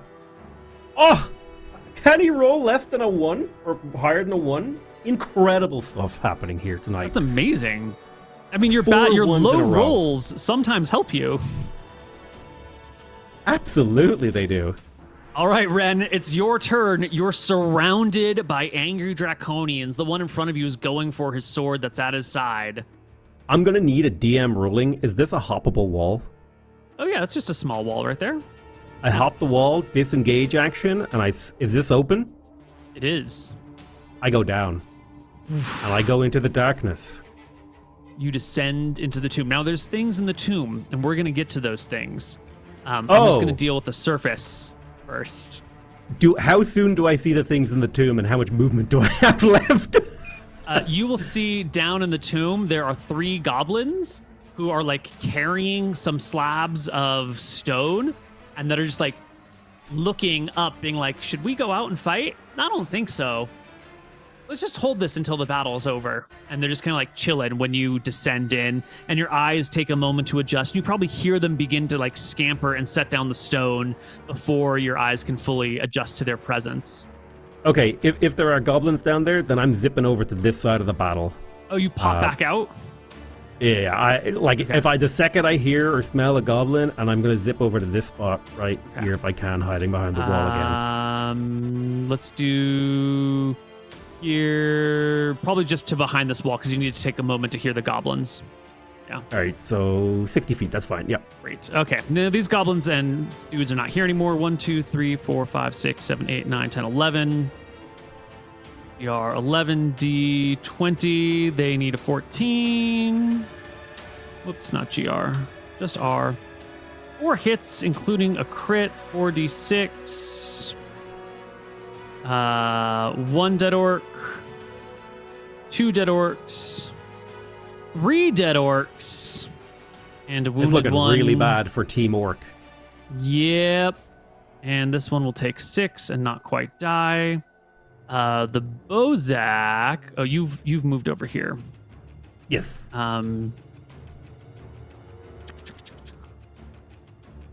Let's see. He can follow you, and he will make a single short sword attack against you, hopping over the wall and chasing. It is a hit. I do believe, sir, that's a crit. So he will do an additional 1d6 damage for a total of 8 to you. Jesus Christ. Yes. However, it is Zara's turn, and she will open up with her lightning bolt spell, which she was aiming right where you and the Bozak and those 3 draconians were. The plan was to blast all of you and just be done with it. However, you and the leader have moved, so it's just those 3 remaining. And she's going to do 66 lightning damage to everything in that path. They get a save for... Actually, they each get a magic resistance check. They have a 20%. They need lower. They need a 20 or lower to ignore the lightning bolt. 1, 2, 3. And now they get saves for half damage. 1. Ooh. Ooh. 2. Ooh. 3. Ooh. None of them save. They will all take, what was it, 25 damage? Which will kill, and kill immediately, all 3 of them. Perfect. Excellent. Now that's a big double swing. We lost half our orcs, but they lost half their good fighters. Yes, and their goblin numbers are thinned. It is the orcs' turn. They might need a morale check next round, but they're not there yet. 4d20 greater than... Actually, an 11 is all they need. 2 hits and a crit. Those are definitely killing. And yep, that's just 3 more goblins down. Perfect. And the 2 mounted ones are 2d20 plus 2d20. They need just a 10 or higher. The first one does 2d20. I'm sorry, 2d10, and the next one just does 1d10. First one definitely dies. Second goblin has 1 HP and dies. Now there's 1, 2, 3, 4, 5, 6 goblins remaining. And I'd say they have less than half their starting number. They have a third of their starting numbers. They have a third of their starting numbers, right? And it's the Baz. These Baz are dead. This Baz was watching everything. He was watching over here and shouting at the goblins to continue. Now he sees the lightning bolt. He sees his fellow goblins being wrecked. He sees his boss at half HP. And remember, it's just him these goblins aren't here from his perspective. It's just him and this guy at half HP and this guy at half HP. And so this draconian definitely needs a little bit of a morale check here. Like, is it worth sticking around? We do a little morale check. It's fine. Just a little morale check. No way he passed. Yeah. Draconian morale is not great. I think it's only a 9. So, and then he's also going to have magic. He's lost half of his people, so it's a penalty of 2. So, penalty of 2. He rolled a 19. He needed a 14. Actually, I don't know why there's a +5 base there. That's a weird error. That doesn't matter. The point is that he rolled a 19 that's very, very bad. So this draconian is just going to bounce. He's beginning to flee. And I would run if I saw 3 of my fellows get roasted by a lightning bolt. I'll be real with you. Yeah. Yeah, I believe that. Right. Token lair. Easy battle. Initiative. We're going to be hitting you with another movement initiative. This time it's bad.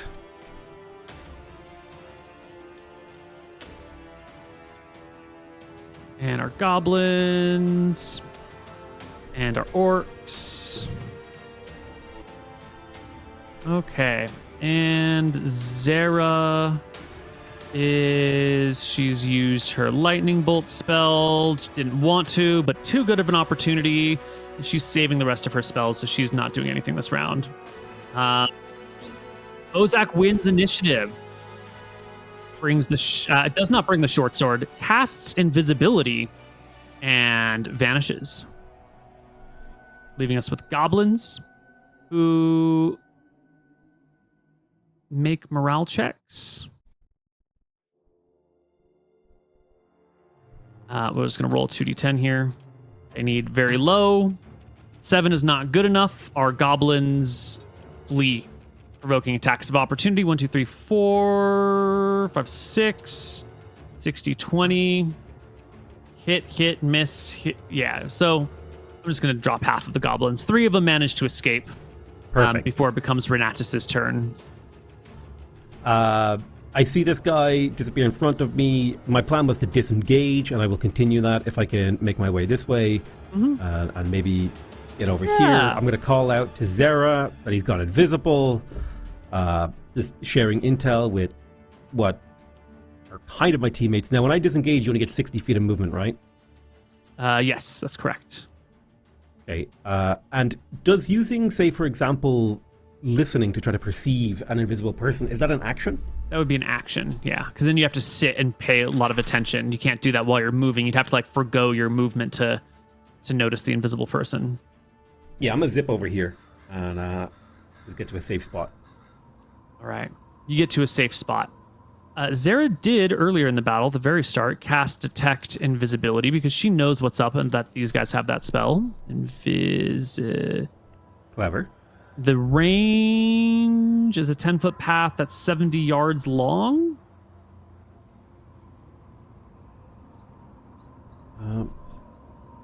Yeah, she'll spot it. She'll throw a magic missile at it. Now, the question I've been asking myself in my head is magic missile fires multiple individual missiles. Do you get a save against the spell, or do you get a save against each individual missile?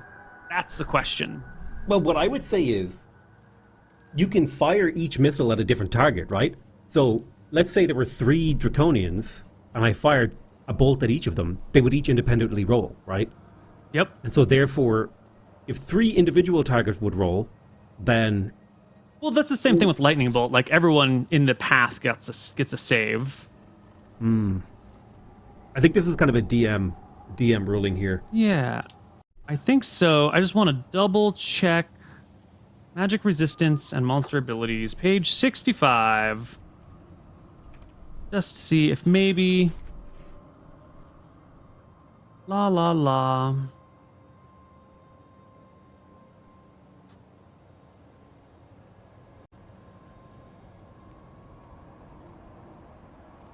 I think that, honestly, I like the rule that the less dice you roll, the better.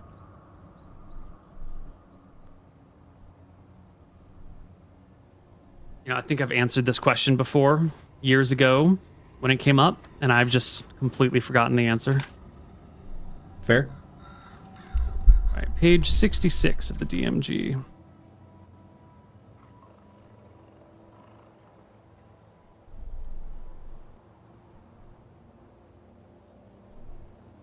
Innate ability, effects.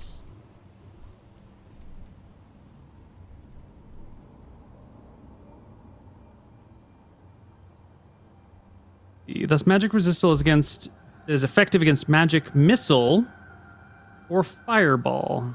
I think it's just against the entire spell. Yeah. I think it's once for the whole spell. So he gets a 20% chance to ignore the whole spell, and does. But that'll let him know that Zara can see him, and he will flee, leaving us with just this situation. Now, Zara will come on over with her injured orcs and her 2 riders, who will now be back on their horse because she'll, leave the horses. She was mounted for a little while, and she'll get off and let these guys do their own thing, leaving the other bodies behind. Panting, and I'll say, nice to know where I stand, and I kind of jerk my head towards the lightning toasted Bozaks over there, and I'll say, there's more goblins downstairs. They're carrying something. She says, and looks at her men. Now, her 2 mounted orcs are still at full hit points. And then she looks at you with the shadow blade. They're just goblins. I say, me and 2 orcs can take 3. I hold my arm out to the healthy orc. Even just 1 would do. She'll tell the 2 mounted ones to go down with you. And we're going to hand wave this because there's a few goblins down here. And let's not play out needless combat. You will kill them. It's guaranteed. I'm going to give them, 1 attack against you. 2 attacks against you. Just maybe they roll 2 20s or something like that. So, Whoa! One of them did roll a 20 against you. You are badly wounded. Okay. Maybe... Jesus, Neil.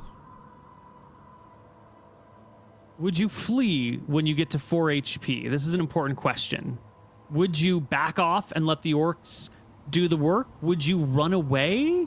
Or would that constitute disappointing Zara?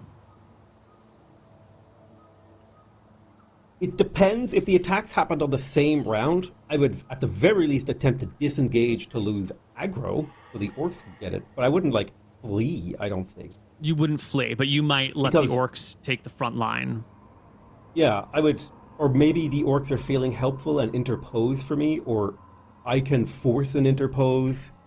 The orcs are not feeling helpful. They will never interpose on your behalf. They're just here to kill goblins, and if you die in the process, they don't give a shit. All right.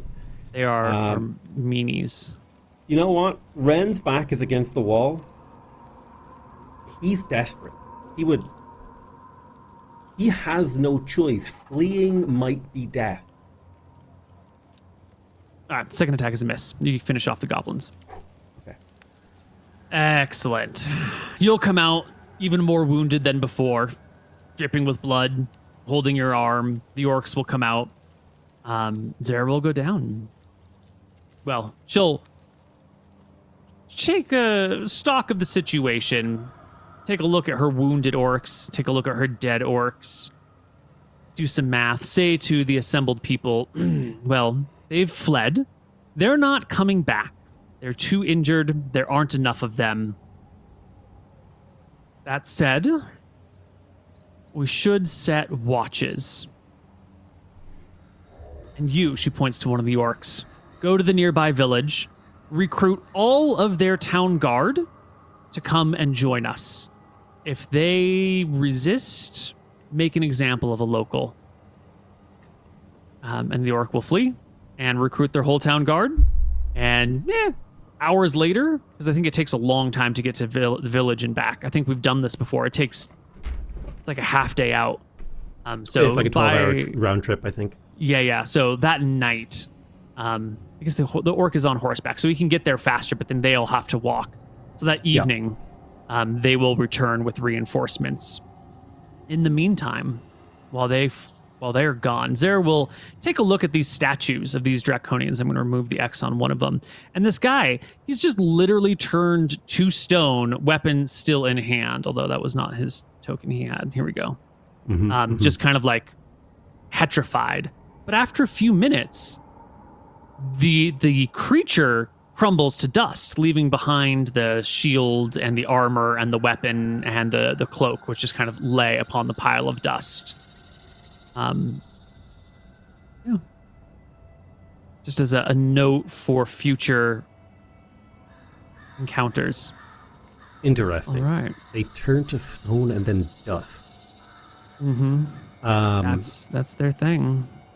I kick through the dust, seeing if there's like any coins that fell out. No.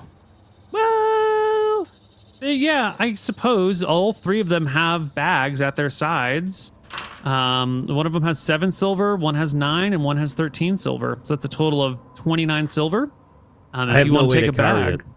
So bags. You could take their bag. Oh, I take a bag and I attach it. What is it? I call it a money pouch. Yeah. You can just leave the bag as part of your clothing weight, and let's not worry about it. Okay. And it was like 23 silver or something? 29. 29 silver. Yeah. Zara will watch with amusement as you pick up the silver coins. She doesn't stop you. The orcs loot the goblins for everything they've got, take over their camp, find their supplies and everything, and then sit about talking about their great glory and the wonderful battle, and they will drink to their fallen comrades. Yeah. No. I'll sit with the orcs for lack of anyone else to sit with, and I'll kind of listen in, and I'll kind of look over them, and I'll say, haven't seen orcs get that many kills in a long time.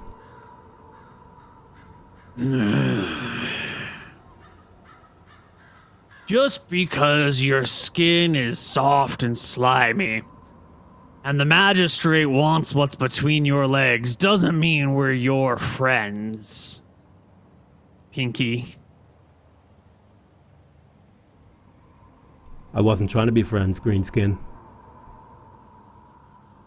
Do you want to go? What, you I want to know kiss me? for a fact they want you dead. I'll probably get a reward for killing you. Magistrate's Your bitten reward off for killing more than... me. Uh-huh. He gets up Your and reward for grabs his killing axe. me would be death, but not by my hand. There's no point in killing a man who's already dead. So you're standing down then, huh? Coward. He begins to taunt you. His friends look on in excitement. Oh, I wouldn't dare to stand up to you. I mean, you killed what? 5 goblins? Tall task. You're a gentleman of the battlefield. Yeah, the orc seems satisfied. He sits back down with his friends. They'll chill. But they are unfriendly. Unpleasant I will, and unfriendly. Yeah. I will sit as far away from them as I can while still being in the party. Zara will pull from the wagon a whole bunch of supplies. She'll have the orcs do most of the labor. Torches, lanterns, the same tents that you've been using, and kind of set up an encampment here. And she will also have people put some stakes in the ground and run a wire around a very large perimeter that has a lot of little bells on it. And then she'll have the orcs, they're not very many anymore. There are far fewer than she would like to have.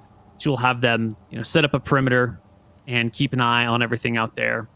And she will take you before the reinforcements arrive and head down into the tomb to take a look at what's down there. I'll show her around. Okay. Now, from memory, there was a series of rooms and a corridor that leads to an altar. Yeah, okay, I can see it now. Yeah. And then a sort of library, a wall library, I guess, for lack of a better term. So I'll take her down to the wall that needs to be moved by 2 people, if I recall, and only followers of Shadow can do. It was just 2 strong men. 2 strong or men, people. right. Yeah, I just needed like some big muscle to open it up. Your strength is not great. Zera's strength is not great, but there's a bunch of orcs nearby. So, she can call some orcs over and push open the walls, and the 2 of you can come into this chamber. Perfect. 3 orcs should do it, no problem. You don't need that. The goblins have already opened this area. They've been in here looking at things already, and you can see what they've been disassembled.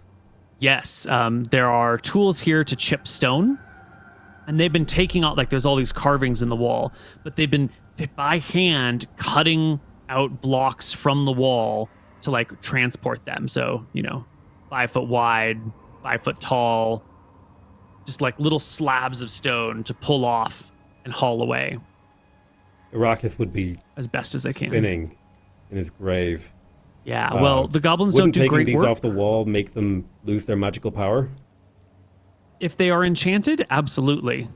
Yes. But aren't they magically written words that you need read magic for, right? You do need read magic to read them, but removing them in that sense wouldn't destroy the writing. Like, you need read magic to decipher. Tearing a page out of a spell book. Got it. Right. But like tearing a page out of a spell book, it's not always great. And sometimes you tear the page and you can see sections where text has been just damaged and destroyed by the disassembly of the goblins. Jesus Christ. Mm-hmm. Sorting through everyone's stuff, you'll find the mirror that is supposed to be down here that has been looted by the goblins and draconians. And Zera will come with you and spend some time trying to realign the mirror in place. And we're going to spend time here. We're going to spend weeks here as Zera inspects the area and tries to do the same thing that you and Arrakis did. Tries to get the mirror right, tries to make copies of things. Instead of tearing it off the walls, she has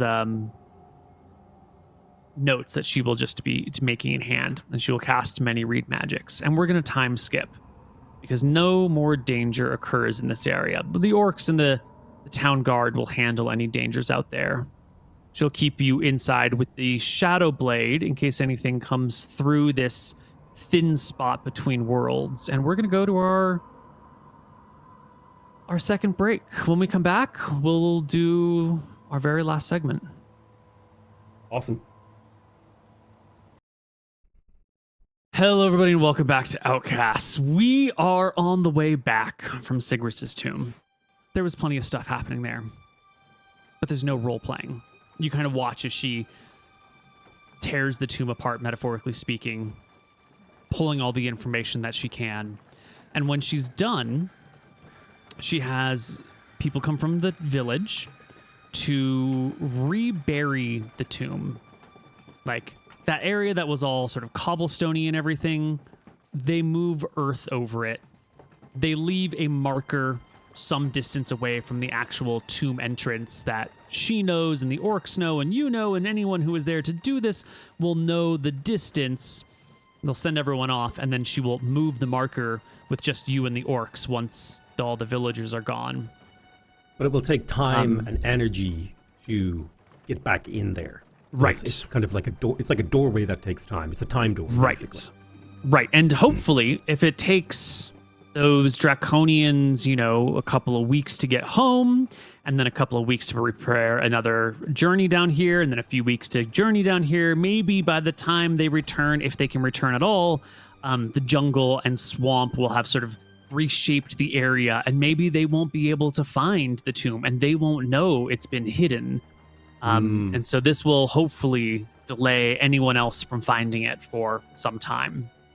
And you will note that, like a good wizard, like a good scholar, like a good dungeon delver, Zera notes in one of her books how the tomb is hidden and keeps that information written down somewhere so that it cannot be forgotten. Because you always forget these things in days, weeks, or months or years. But now we head back. Yeah. Ren spends the time down in the tomb praying, I guess, existing for Sult. He is just, despair is his word. And he clings to a small bit of hope. But for now, like, Sult is his patron god at the moment. He is defeated, and he's basically laying in the dark, slowly recuperating from battle wounds, while someone who gives no damns about his life accumulates power for themselves. Right. Pretty accurate. The journey back to Valebrook is kind of slow. You're only moving at the speed of the orcs. Everyone's at full HP by now. You're traveling across fairly safe lands, flying under the banner of the Empire of Verasi. No one's going to mess with you unless it's like some random unintelligent monster. You'll make it back to the city. Yeah. Or fireflies. You make it back to the city, and you will be assigned a new living situation. You're not going back into the jails. You can keep the sword on you. This is going to be your weapon. You're going to be given a small amount of money to do with as you please. You can take your food and drink here in the barracks with all of Zara's other minions. Small amount of spending cash in case you need something. And you're going to be introduced to your new roommate. Where is our busy city?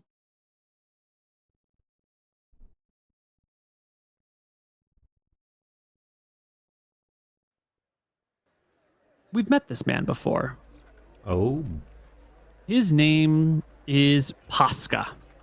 He is a middle-aged man who has been captured during the Empire, during one of their former conquests of some area, been made a slave, got passed around a little while before ending up in Zara's orbit. She has recognized that he's a fairly intelligent and useful person and has made him her personal scribe. You're going to be sharing a bedroom with him. It's a small room, 2 beds, little nightstand in between the 2 beds, and little foot lockers for you to put whatever clothes or possessions you might have in here.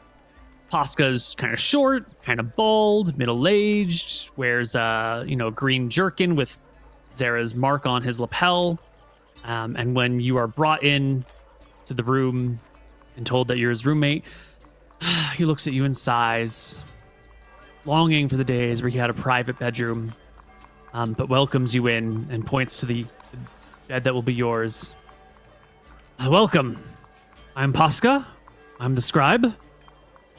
I know who you are.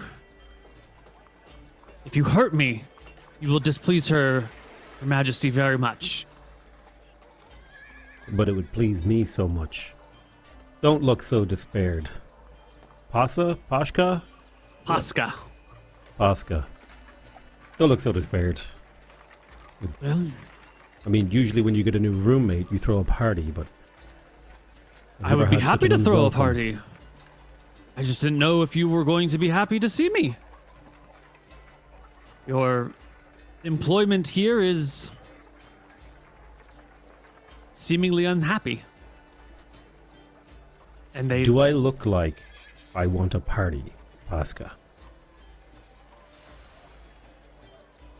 You should have one anyway. As I hear it, you're half a free man. Half a free man. I'm half of nothing. Well, what do you know of me? You're not in the jail. What do you think you know of me? You have no idea who I am. I know your family's in the tower. I know you were in the dungeons. I know you work with the fireflies. I'm Zara's scribe. I know many things. I'm also her slave. And I serve her well. And I'm also here to keep an eye on you. To know if you come home at night or not. Oh, lovely. A cheer hall up. monitor. It's okay. It's not as bad as it looks. Zara, once you get to know her... Not as bad as it looks. She's not so bad. All my friends are dead. My wife and son are locked in a tower. I am forced to work as a slave warrior for a woman who would as quick lightning bolt me as she would feed me, and it's not all that bad. It's not all that have some sort of magical artifact that gives you optimism, I am sure, because no man could say what you just said with a straight face. All my friends are dead. All my family at least we have that is in dead. common. But I'm not a farmer anymore. I'm now a scribe. I work indoors. My hands have grown soft. I don't have to do any hard labor. I get treated pretty well. There's good food. I wield a certain amount of influence and authority. I would give it all up for my past life, but what is past is past. We must look to the future. And you should make peace with your past. Don't cling to it. That's poison for your soul. Maybe I like the poison. I throw my stuff on the bed. I don't answer any more of his queries. Yeah, he kind of gets that you need some space. And he'll give you like a okay and leave you in peace. But this also means you can leave the barracks at any time. If you want, you could walk around the city. If you want, you could leave the city. You could just flee the city now. There's physically nothing stopping you. The thought crosses Ren's mind. And he wonders how closely he's being watched and how far he would get. And then he thinks of what would happen to his wife and his son. And it's like he has nothing to run towards. He has nothing to run to. There is nobody out there looking for Ren. He has no friends. He has no family. The only thing he has are the chains that bind him to Veilbrook. And so he tries to bring a tiny sliver of life to the only innocent thing that he knows. A tiny sliver of something. So I'll make my way out into the city and I will look for a carpenter or a wood carver. Yeah. You can find a bunch of carpenters in the city. We'll go to the first one. Hello. Middle-aged. It's a middle-aged man, kind of a very slim build, awkward shoulders, gangly limbs, thin face, balding hair, blue eyes. I walk up to him and I greet him. I say, "Hail. I'm looking for a toy for my son." Of course. I need something. Want a wagon? A horse that rocks back and forth? A little sword? I say it needs to be about this big. Size is very particular. And I kind of point out, my thought is it has to fit through the slot. Mm-hmm. And so I say, he's got so many already. And they just need to be small. He likes collectibles. Small things. Could you make me... And I will... Could you make me a small horse? Of course I can do you a small horse.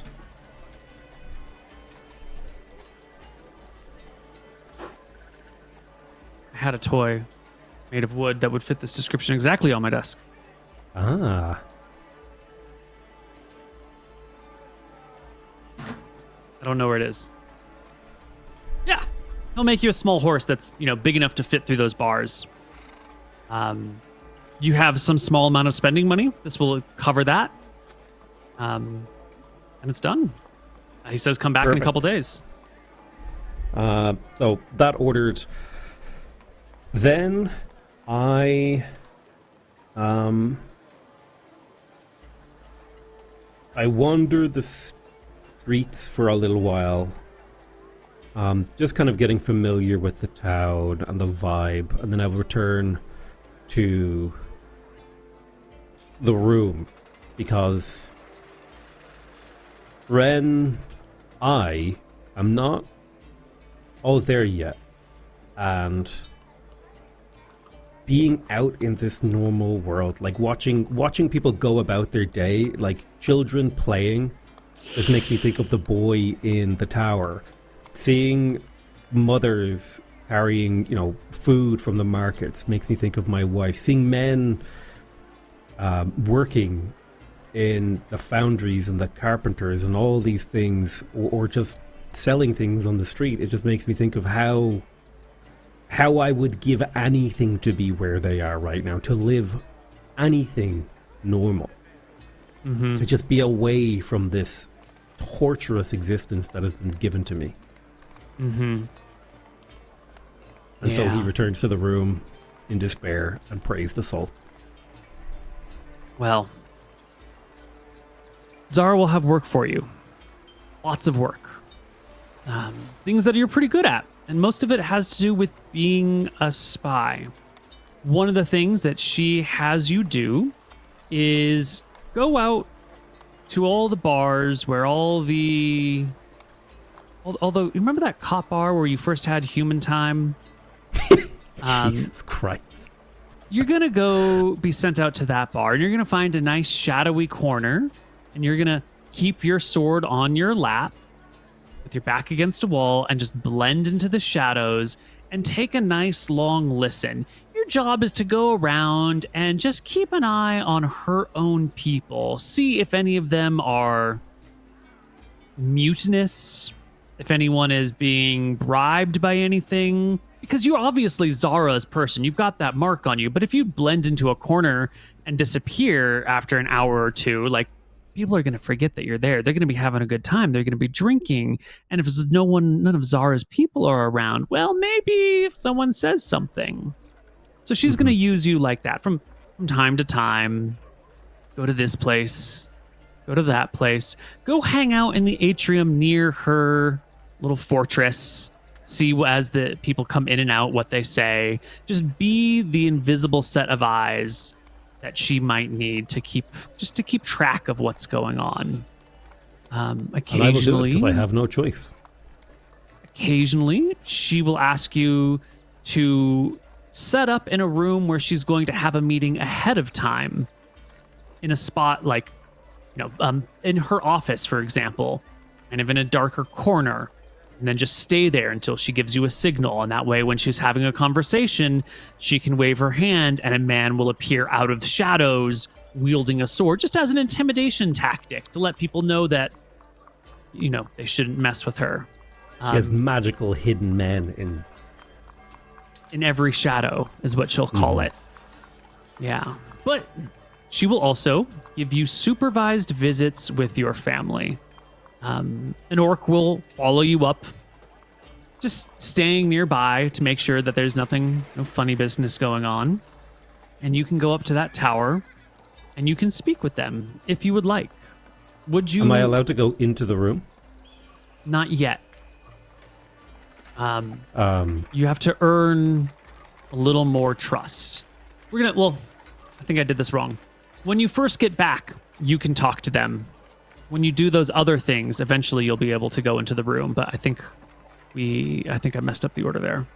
No, that's fine. It's a supervised. Like I'm allowed to actually chat with them through the door. And Zara is like, if you are good and you continue to serve me, in time you will be allowed into the room. Yes. Yes, absolutely. So when I go there and I'm peeping through, I hold hands with my wife through the little opening, and I'm talking to her. I'm telling her we're alive. That's the only thing I have to say that will comfort her. We're alive, and I am here. I am out here doing what I can, doing whatever I can. I am here for you. I will do whatever it takes. I will get something. And That's what I'm afraid of. I'm afraid this wicked monster is going to turn you in to something like her by holding our heads over you. I'm afraid of what she's going to do to you, using us as leverage.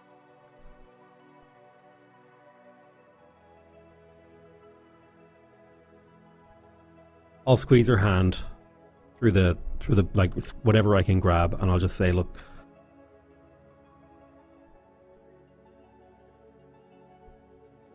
I can't let them hurt you.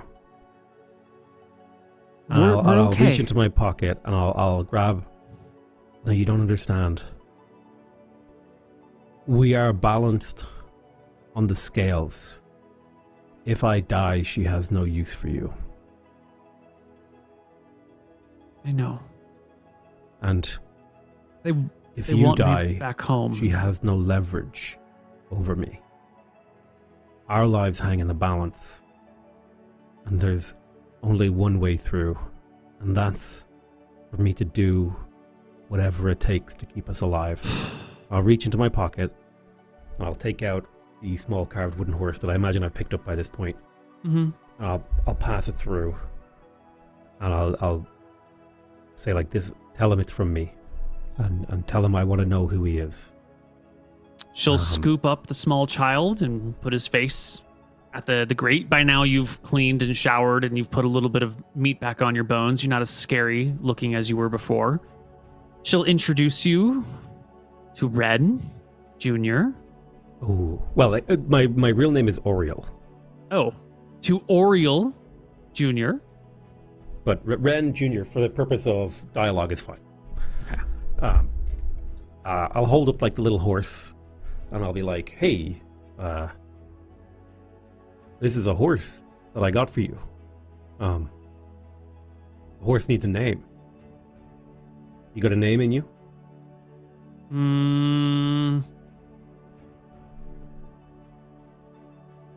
August. And the wife will kind of, I've been telling him stories about you and where you went, and that you've been traveling with August for some time now. Or were. Tears well up in Ren's eyes. It's like, but he tries to hold them back, and he kind of I choke out, and I just say, August. August is a great name. I say, he's yours now. You can take him. Ugga, he says as he moves the horse back and forth across his mom's shoulder. And I'll say, that's a good kid. You've done a good job. I'm sorry I wasn't there. I should have been there. I should have been there for you. You shouldn't have to do this alone. I'm here now, and I'll do whatever I can. And Ren, I harden a little bit, and the grip of my hand on the door kind of becomes a little bit more intense, and I'll say, I will do whatever I have to. I don't want you to worry about us, Oriel. We're not being mistreated. We're safe. And the window is open if anything, if things get bad. Stop. Don't say things like that. This is all I have. This is all I have every day. I scream at salt in my head, and I pray for a shred of hope. When I think of you, through the despair, I see the tiniest glimmer of something. Please don't say what you're saying to me. I can't take it right now.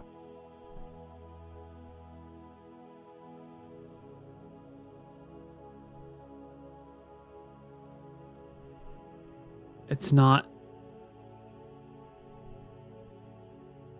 If ever they were to be monsters, there are options. Just like I'm gonna try to get us somewhere we can just be a family. And we'll never put all this behind us, but maybe we can put something in front of him that isn't all this. looks to the sun. The magistrate told me about your curse, that it lasts until you're the last of your line. Ren will close his eyes, and he can't. The emotion that hits him when even the suggestion of this is like just, I can't take this. It's just too much for me right now, and so he shuts down a little bit. Like, I'm listening, but I can't respond. It's an awful curse. I was there when they killed the King Nefarious and the Queen. I was there when they removed August's siblings' heads from their shoulders.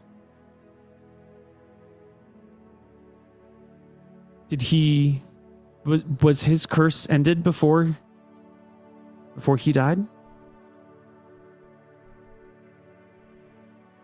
I'll give a very small nods. These are things that live in my mind, but the work that I've been given distracts me from them. And I very quietly say, yes. She lets out a long sigh. One day, I will have my very old, ancient husband with creaky knees and moles on his neck, and my strong young lad who will take care of him. We're going to find a way through this.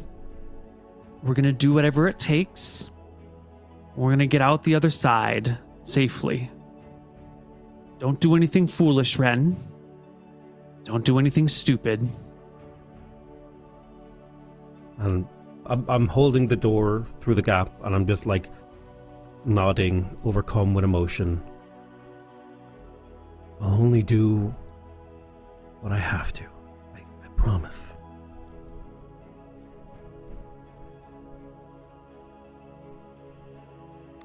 Thankfully, the orc, who has grown bored of this conversation by the frequent and loud fake yawns that he's giving, gives you the elbow and says, "All right, that's enough of jibber jabber.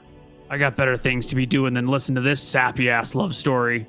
Come on, break it up." The knuckles of my hand on the door, they whiten as just like the rage of this fucking brutal savage is interrupting the only time I get with my flesh and blood, the only people in the world who have any blood tied to me. And he's just this big brute. And there's just that moment where I want to turn and I want to kill him. You've got your sword. They let you in And here I with turn it. and I look at him with that look. How does he feel licks about his that? lips and he smiles because he can see the rage in you.